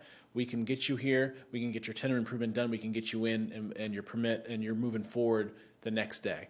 And so what happens, though, is obviously there has to be an inspection. So the inspection part, if there's something wrong with the drawings, and something that you've done wrong, you actually have to fix it there. So not everyone participates in this program because there is a higher risk, higher reward environment that's being created. But over time, what's happened in Phoenix is more and more companies have began to use this, and they've gotten their feet wet and learned how to use this on smaller projects. I mean, in Phoenix, they're doing ground-up projects with this program. And we're not proposing that, but what we are proposing is that your jurisdiction look at participating in this program for tenant improvements. Now, one of the things that we're looking at is, this is, the cities don't have their own fire departments. They work through Metro Fire. And so what we'd like to see is, each of these cities who are in your area actually adopt this proposal. And what they all told us is, well, we need you to talk to Metro Fire because they're going to be a big partner in this if we're going to be able to move towards this type of process. So what we're hoping is that you can direct your staff, and we've met with them and talked with them, and I think they're generally open to this idea, but to be able to have that, that confirmation that, yes, Metro Fire is willing to explore this permit simplicity type of program to basically do this and to work with the cities to make this happen. So this is something that we think would actually help create jobs, that we think it'd help move the process forward. We think it'd be really good for economic development. And so I'm hoping to see if we can answer any questions you have about it and see if you can direct your staff for any city in our region, or not in our region, any city in your jurisdiction or county who wants to do this program, that Metro Fire would be willing to be a partner for it. Okay. So Whit, I'm not sure if that's in opposition or in support of this particular public hearing. It was a great comment. But let's do this, if you don't mind. Since we're in the middle of a public hearing relative to this ordinance, and while your comments are germane to the topic of permitting, how about if we table that issue and maybe in the future have a presentation to the full board of exactly what this, normally Phoenix follows what we do. This is kind of unique that we're going to actually do something that Phoenix says. It's weird. But I think what we should do is potentially put that as a presentation item in the future. You meet with staff and you all come together with something as far as a presentation. For efficiencies and getting more growth in Sacramento, we're all over that. And so I think it's good. But right now, we're right in the middle of a public hearing relative to this ordinance. And so I'm not sure. It sounded like you're supportive. We're supportive as long as there's measures being taken Sure. in order to improve the process, and that's why we came up during this All right. portion. Yeah. So with that, are there any questions relative to this ordinance so we can stay on task and close this public hearing? Any questions from the board?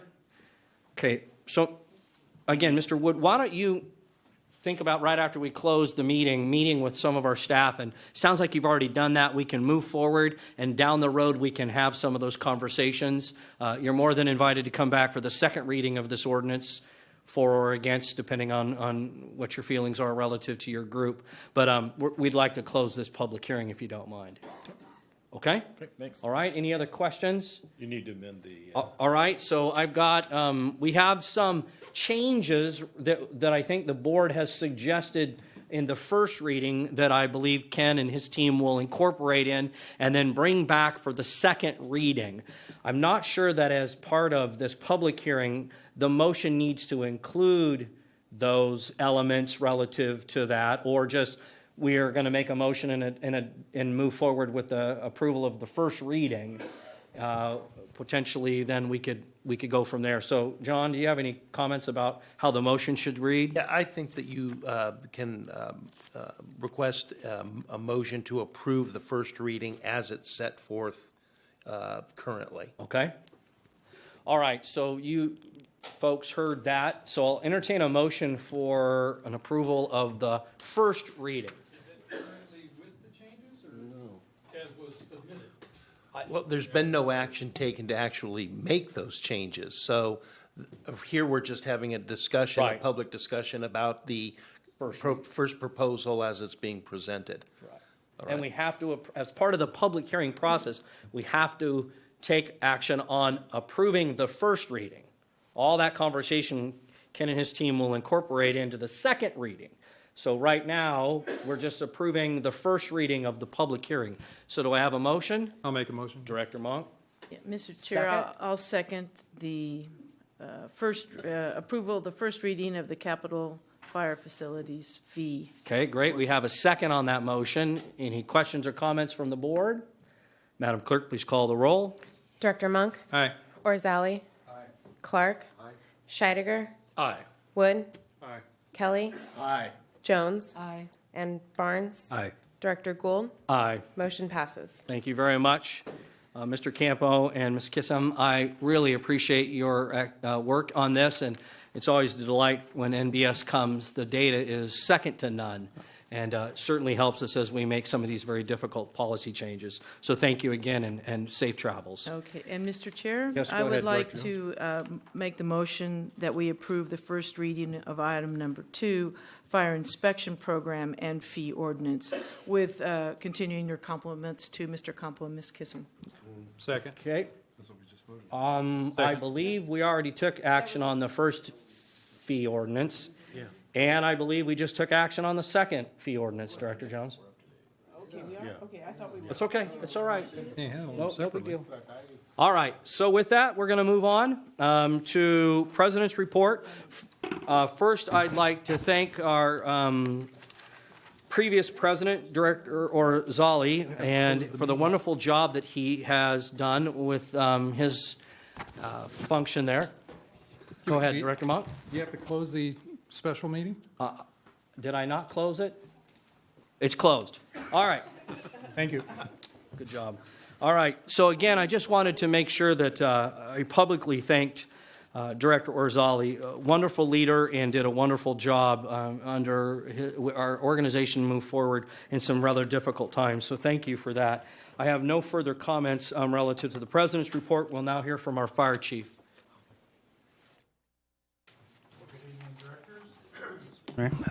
Happy New Year to everyone. We've actually had a really hitting the ground running since Monday when a lot of the staff came back. The arson program has been relocated effective on the 1st of January to 3000 Fulton Avenue in order to enhance our operational capabilities. 3000 Fulton will also be the future home of the Arson Task Force in conjunction with the Sacramento County Sheriff's Department, which is anticipated to roll out in mid-2015. It's basically a consolidated task force for arson program that Chief Cochran, prior to his departure, with Chief Daniels and Chief Lozano, have been working very closely with in cooperation with the Sacramento Sheriff's Department to enhance our capability as it relates to arson. So more to follow on that. This morning we had a conference call with the Metro fire chiefs. This has been a very good week, and we've kind of incorporated a number of visits to all the County Board of Supervisors, with the exception of one this week. And a lot of that is meet and greets. As my administration, we're coming forth and introducing ourselves formally. I've met with all of them before as the Deputy Chief of Administration. However, going forward, and also having some just preliminary discussions as to our MSR that we've implemented towards Natomas. Very cursory discussions. More to follow on that. Also met with Sacramento City Councilwoman Angelique Ashby this week. We've met, Chief Holbrook and I met with John Wheat and with the meet and greet for the Sacramento County airports out at Sacramento International to talk about some discussions with them relative to potential efficiencies gained in further merger opportunities with them down the road. I met this morning with Doug Ossie, who's a developer, landowner, out in the greater northwest area of the Natomas area. Good meeting with him. On the 16th of December, I met with Director from Cal OES, Mark Illaducci, and Chief White and Kim Zagaris in discussions regarding our JPA. Very good conversations moving forward on that, kind of reestablishing, since Chief Hinkey's retirement, reestablishing ourselves with Cal OES, and very fruitful discussions there. Upcoming meetings and events. This particular weekend is the 41st annual Guns and Hoses Crab Feed. It's actually the crab feed, not the game. Hopefully there's no football breaks out in the middle with the crabs. At 6 p.m., the dinner will kick off at the Scottish Rite Center, and that's on Saturday night, 6 p.m. I'll be attending. On the 15th of this month, I'll be attending the League of Cities Public Safety Policy Committee as a new member to that. And on the 20th of this month, the Single Role Paramedic Academy will start, 15-1, with 16 recruits 13 of those will be paramedics and 3 EMTs, and that'll be happening at Station 21 on the back. We have meet and confer scheduled with the Local 522 on the 21st. Let's see, on the 24th is the Pioneer Mutual Hook and Ladder Crab Feed also. This seems to be the season for crab feeds, so really a great event, and as everyone would know, this is the 41st annual Guns and Hoses Crab Feed, not to be confused with the Pioneer Hook and Ladder Pioneer Mutual Hook and Ladder Crab Feed, and that's a historical for those of you at home that they restore fire service apparatus, which is our history. And we have a lot of people, Randy Wooten and one, and a lot from the city of Sacramento and others that have been deeply involved in that. So good fundraiser if you can make that. On the 5th of, which was this last Monday, we have a brand new office technician, James Day, who is working out in the radio shop division, well needed to get our radio shop facility up and running. Nobody to reinstate, and I would also like to say, and this is really the part of the year that we talked about a lot of our institutional history of people retiring. I said we had 41 people last year retire. On the 28th, we had Matt Raymond, the 28th of November, Matt Raymond retired after 24 years. We had, on the 22nd of December, firefighter Tim Hernandez with 27 years of service. Battalion Chief Ron Denny on the same day, 21 years of service. On the 24th, we had Engineer Jeff Bullock, 28 years of service. On the 26th, we had firefighter Ray Harmilio, 27 years of service. On the 27th, we had Engineer Ken Pywell, 25 years of service. On the 28th, we had firefighter Keith Solzen, 28 years of service. On the 30th, we had Engineer Dan Faulkner, 26 years of service. On that same day, we had Captain Jeff Jones, 25 years of service. And then we had at the end of the year, we had the last day, firefighter Kim DeWine, 26 years of service, firefighter Dominic Marino, 24 years of service, and of course we had our own Deputy Chief Scott Cockrum leave this year, who had 25 years of service. So I think that in honoring each of them by naming them individually, that should also make us, nervous is not the right word, but thankful for their service. And also, I've told the men and women out there at Metro Fire, we're going to step up because we have a big void to fill. A lot of new people, and all these guys and gals I started with, and most of this command staff over here with grayer hair than mine, that we all started together. Thank you, guys. And so it's interesting, a very big wealth of experience, knowledge, leadership, commitment to this agency is going out the door. So I'll use that as a challenge to the rest of us to step up and fill some very big shoes. We actually, in the single role program, we had 14 individuals who were successful in their oral interview examination process that will be going through the Firefighter Paramedic Academy. That will start in March. That'll be March 2015 Fire Academy. Also, congratulations to firefighter Kevin Coleman on being selected as an intern dozer operator. As you know, the dozer program is a highly complex piece of equipment with a tremendous amount of training associated with, and it should be commended. These guys work on their days off over the next 2 years to get the certifications required to be a full-blown operator. Big commitment. Chief Financial Officer, the final filing date is that process is open to look for a new Chief Financial Officer. Final filing date for that is on the 18th at midnight. Internal and external recruitment for that. We have a logistics technician, final filing date on the 20th at 5 p.m., internal and external for that. I'd also like to publicly say tonight, we've been doing a lot more recognition of years of service, and tonight, our own Bill Daniels, 30 years of service as of the 2nd of January, Deputy Chief of Support Services. So, Bill, nice job. Thank you for your continued commitment to our agency and the community. Promotions. He doesn't have that much gray hair either. Not that much hair. Promotions, always a great opportunity to step up in leadership. We have Battalion Chief Chris Reed and Captain Sky Conway were effective on the 26th of December. And effective the 7th of January was Captain Josh Leonard and Engineer Riaz Ali. And the offices will be closed in honor of Martin Luther King on the 19th. So that was a lot to say. We've been very busy, and I look forward to a great year. Thanks. Thank you, Chief. Chief Taylor.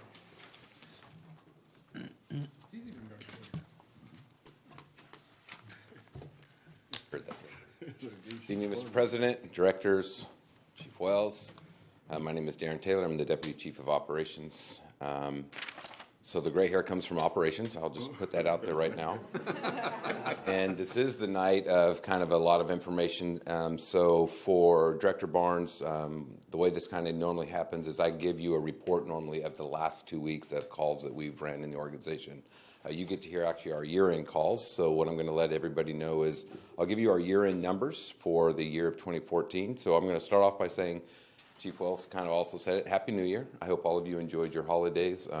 I happened to take a little bit of time off for the end of the year and truly enjoyed my holidays. And so here we go. Metro Fire this year ran a total of 88,600 calls, which is an increase, as all of you have heard. Numbers are starting to get pretty interesting. We ran 386 total working fires. We responded to 548 wildland fires. We had 70,902 EMS calls. We transported 52,500 of them with a 74% transport rate. What's important about that rate, since you've been hearing numbers since 2002, that's the highest transport rate that we've ever had over the last 7 years. And what I would like to say to the men and women out there that you guys hear me say every time, I can't be any prouder. Me representing them, I cannot be any prouder for what they're doing for the public. They've logged 97,310 training hours. They've done 1,324 building inspections, which resulted in 861 inspections. And why that's important, they went to a building, they did an inspection, they found something that was a safety note, and they went back and helped with the correction. And now that building and the occupants that occupy that building are now safer. Again, very, very proud of them. The air operations world, we flew 280 hours, or they flew 280 hours. They responded to 81 wildland fires. They responded to 18 rescue calls.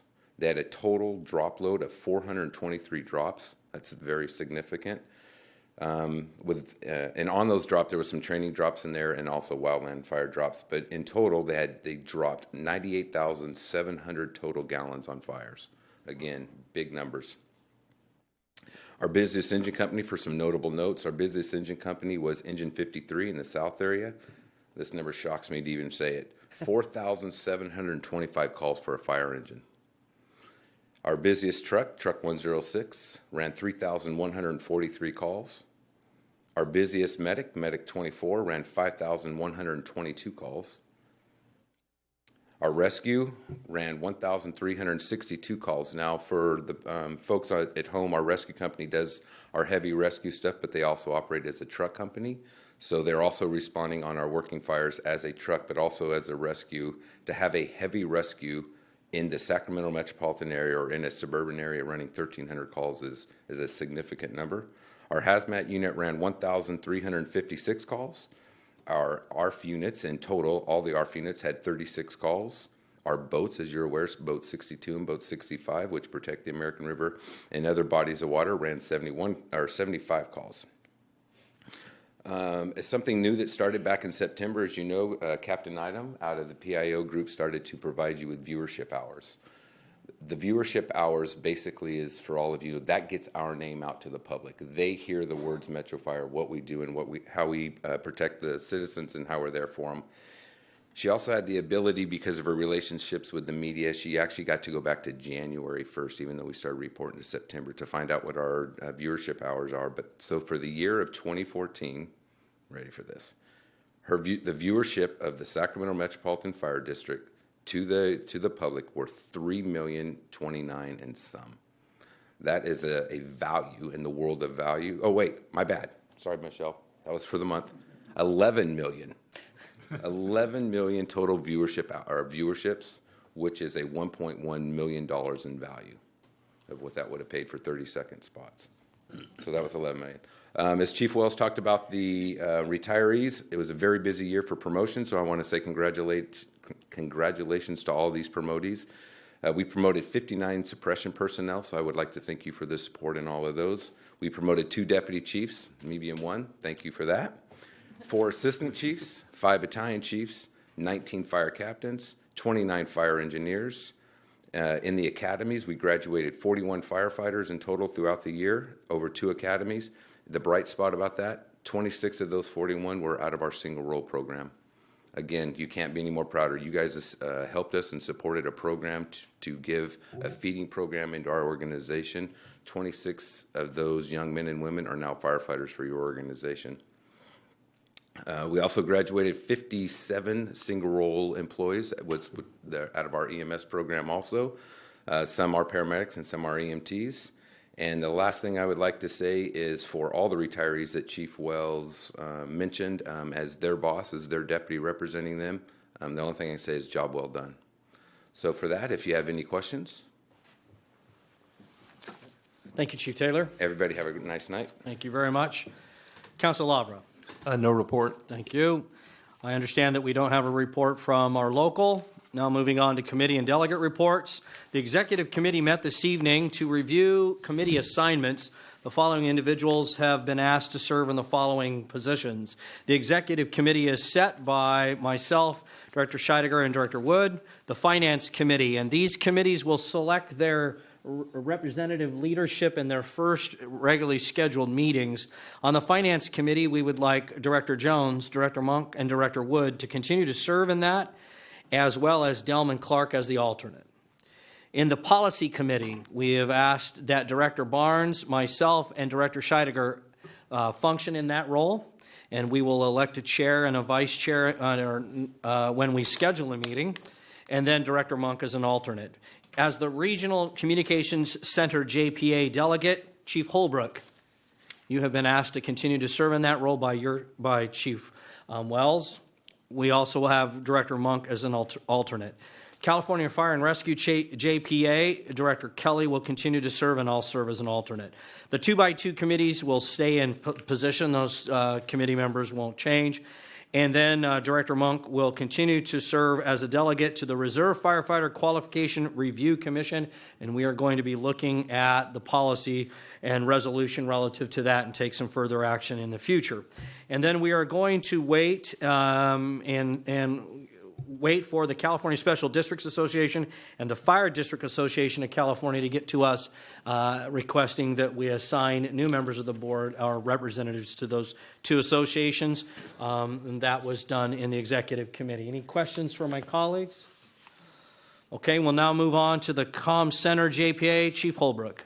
Sir, I have no report. The next meeting is January the 27th, 9 a.m. in these chambers. Thank you very much. We'll now move to the California Fire and Rescue Training JPA, Director Kelly. Yes, Mr. Chairman. Mr. Chairman, since I last reported out, the JPA has not met. We will meet again on February 19th, Tech Center Drive at 4 p.m. Thank you very much, Director Jones, and the Finance Committee. The Finance Committee meeting today was canceled. However, we are scheduled for February 12th at 5 p.m. in these chambers. Thank you, Director Jones. I will let you know that the Policy Committee will be meeting on Thursday, January 22nd at 5 p.m., at which time we will elect leadership within that committee. I would ask that the Finance Committee do the same in their meeting. Okay, thank you very much. We'll now move to members' questions and comments, after which we'll move into closed session. That way you all can go home, and we'll go into closed session after everyone's left. In that regard, let's start with Director Monk. The only thing I've got is I'd like to say congratulations to all those people that made it to retirement. Job well done. And like Chief Wells said, there's a big void in the years of service that they put in, an average of 25 to 27 years. And there's a big void, and good luck to all the people coming up through the ranks to fill those jobs. It'll be a big job. Thank you very much. Director Orzali.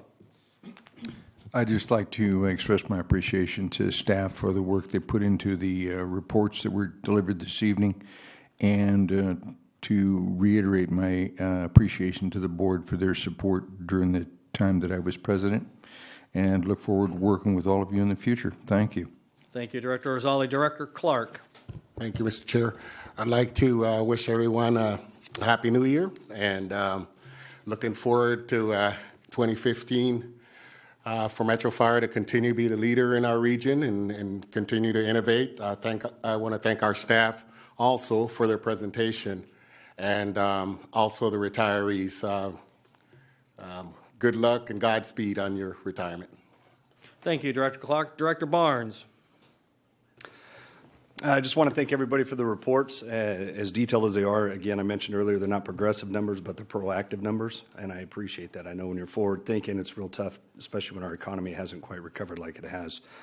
Over the holidays on Christmas Day, my daughter and I went to the stations within my district. Unfortunately, we didn't make it to one of them based off of time, and the reason that is because I was met with such overwhelming, welcome.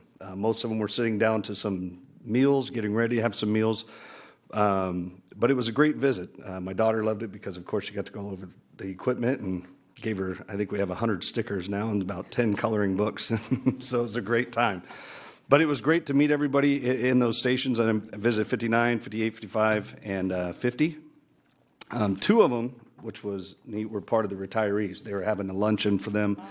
And one of them, I believe it was Station 50, Engineer Daniel Faulkner of 26 years. His family was there, so I got to meet them and wish them well. The other retiree was Captain Jeff Jones in Station 55 at 25 years of service. And each one of them at the stations invited me back to family dinner. And, of course, I'll partake in that. But I do congratulate them on the retirement and the service they provided for our community. And I always say be successful in your retirement as you were in your careers. So we wish them good luck. The last thing to touch on what Chief Wells says, the Guns and Hoses charity football game. It is the 41st annual game. The reason why I say that is I know this will broadcast approximately 1 week before the game. It's an important time, I believe, for our community to get out and show support for the public servants on both sides, fire and the law side. Both sides put in a lot of work on their own time. They risk injury at times to provide a service for the charities. And over the years of that committee and being part of that committee as well, they've donated over $1 million to local charities over the 41 years. So if the public can get out, show the support for both sides, that would be great. It is a very competitive game. It's fun to watch. And that's all I have. Thank you, Director Barnes. I think it's important that you recognize you now need to change your allegiance. I'm going to stand at the goalpost. Or we can take executive action. I'm definitely outnumbered place here. for him. All right, thank you very much for those comments. Director Jones. Okay, thank you. Good tightrope walking there, sir. I would just like to thank staff for all the reports and everyone who was unable to speak at the podium but put in time and effort on those, as well as all the individuals named therein in the chiefs and operations reports. Incredible numbers. Chief Taylor, incredible numbers, total records all around. And I would also like to thank all the members of the public who participated in our discussion tonight. Always welcome. Thank you very, very much. Thank you, Director Jones. Director Kelly. Mr. Chairman, again, I would express my appreciation for the reports that were given this evening, and thank you all for being here. Certainly, again, fine evidence that Metro Fire is a high-performing machine. Thanks. Thank you, Director Kelly. Director Wood? Yeah, like everyone else, thank you again for all the reports, Mr. Campo, to your staff. Chief Taylor, one of the things you said reminds me we need to thank Captain Idem again for all the work she does, getting our name out, making sure that the public has the right perception of us.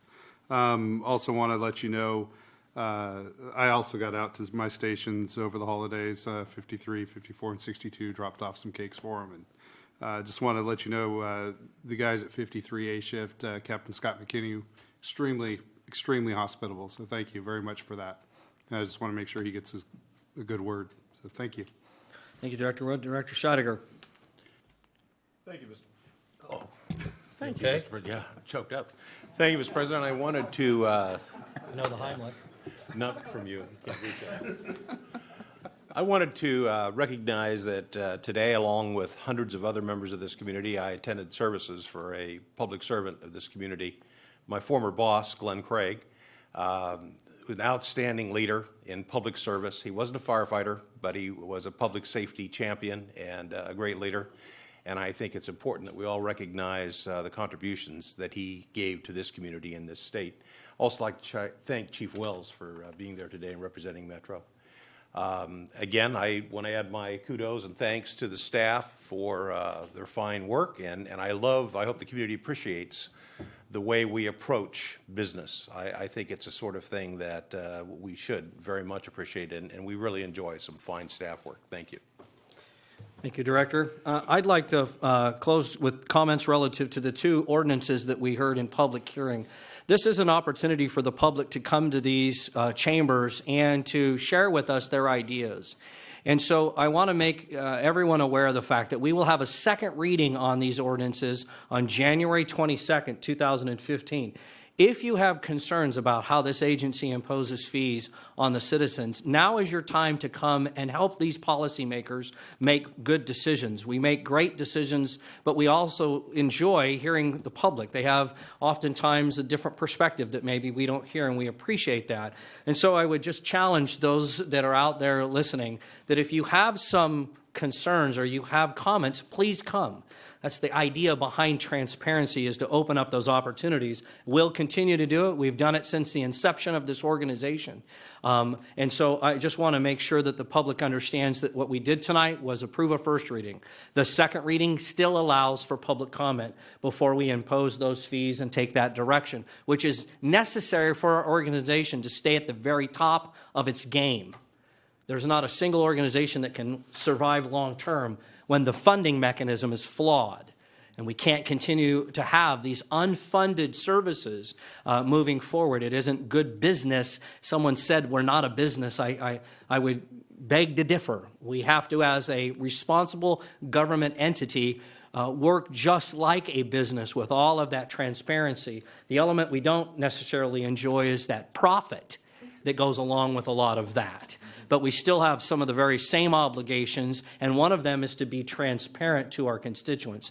So again, it's open to you. Please attend so that we can have that comment. With that, I'd like to invite all of those that are not part of the closed session to go home and enjoy your families. Thank you very much. We never gave 522. We're going to take a 5-minute... Two never got a chance to. He didn't want. Yeah, we're going to take a 5-minute biological break, and then we'll meet in closed session. He did mention that earlier.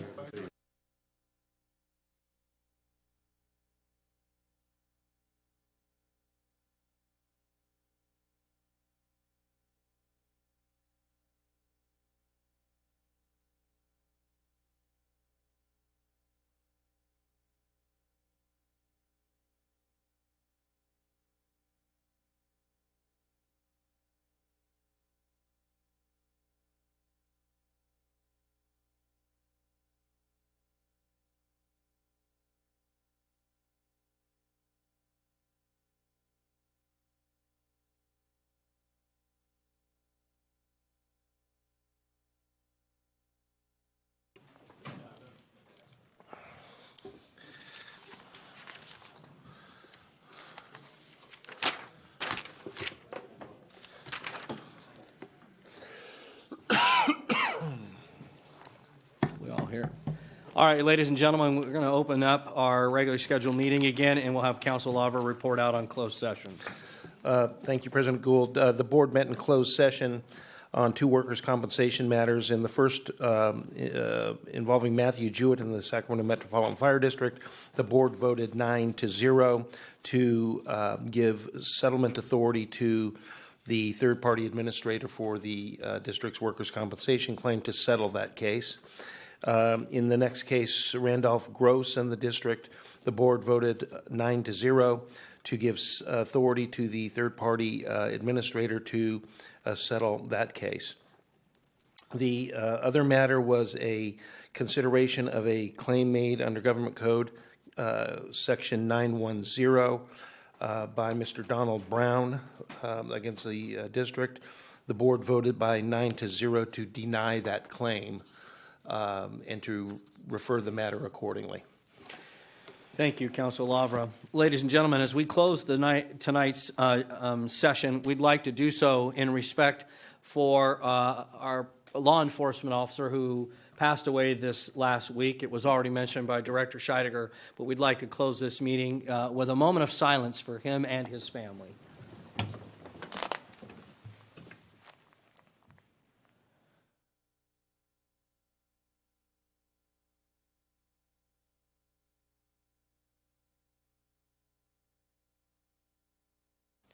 This meeting stands adjourned.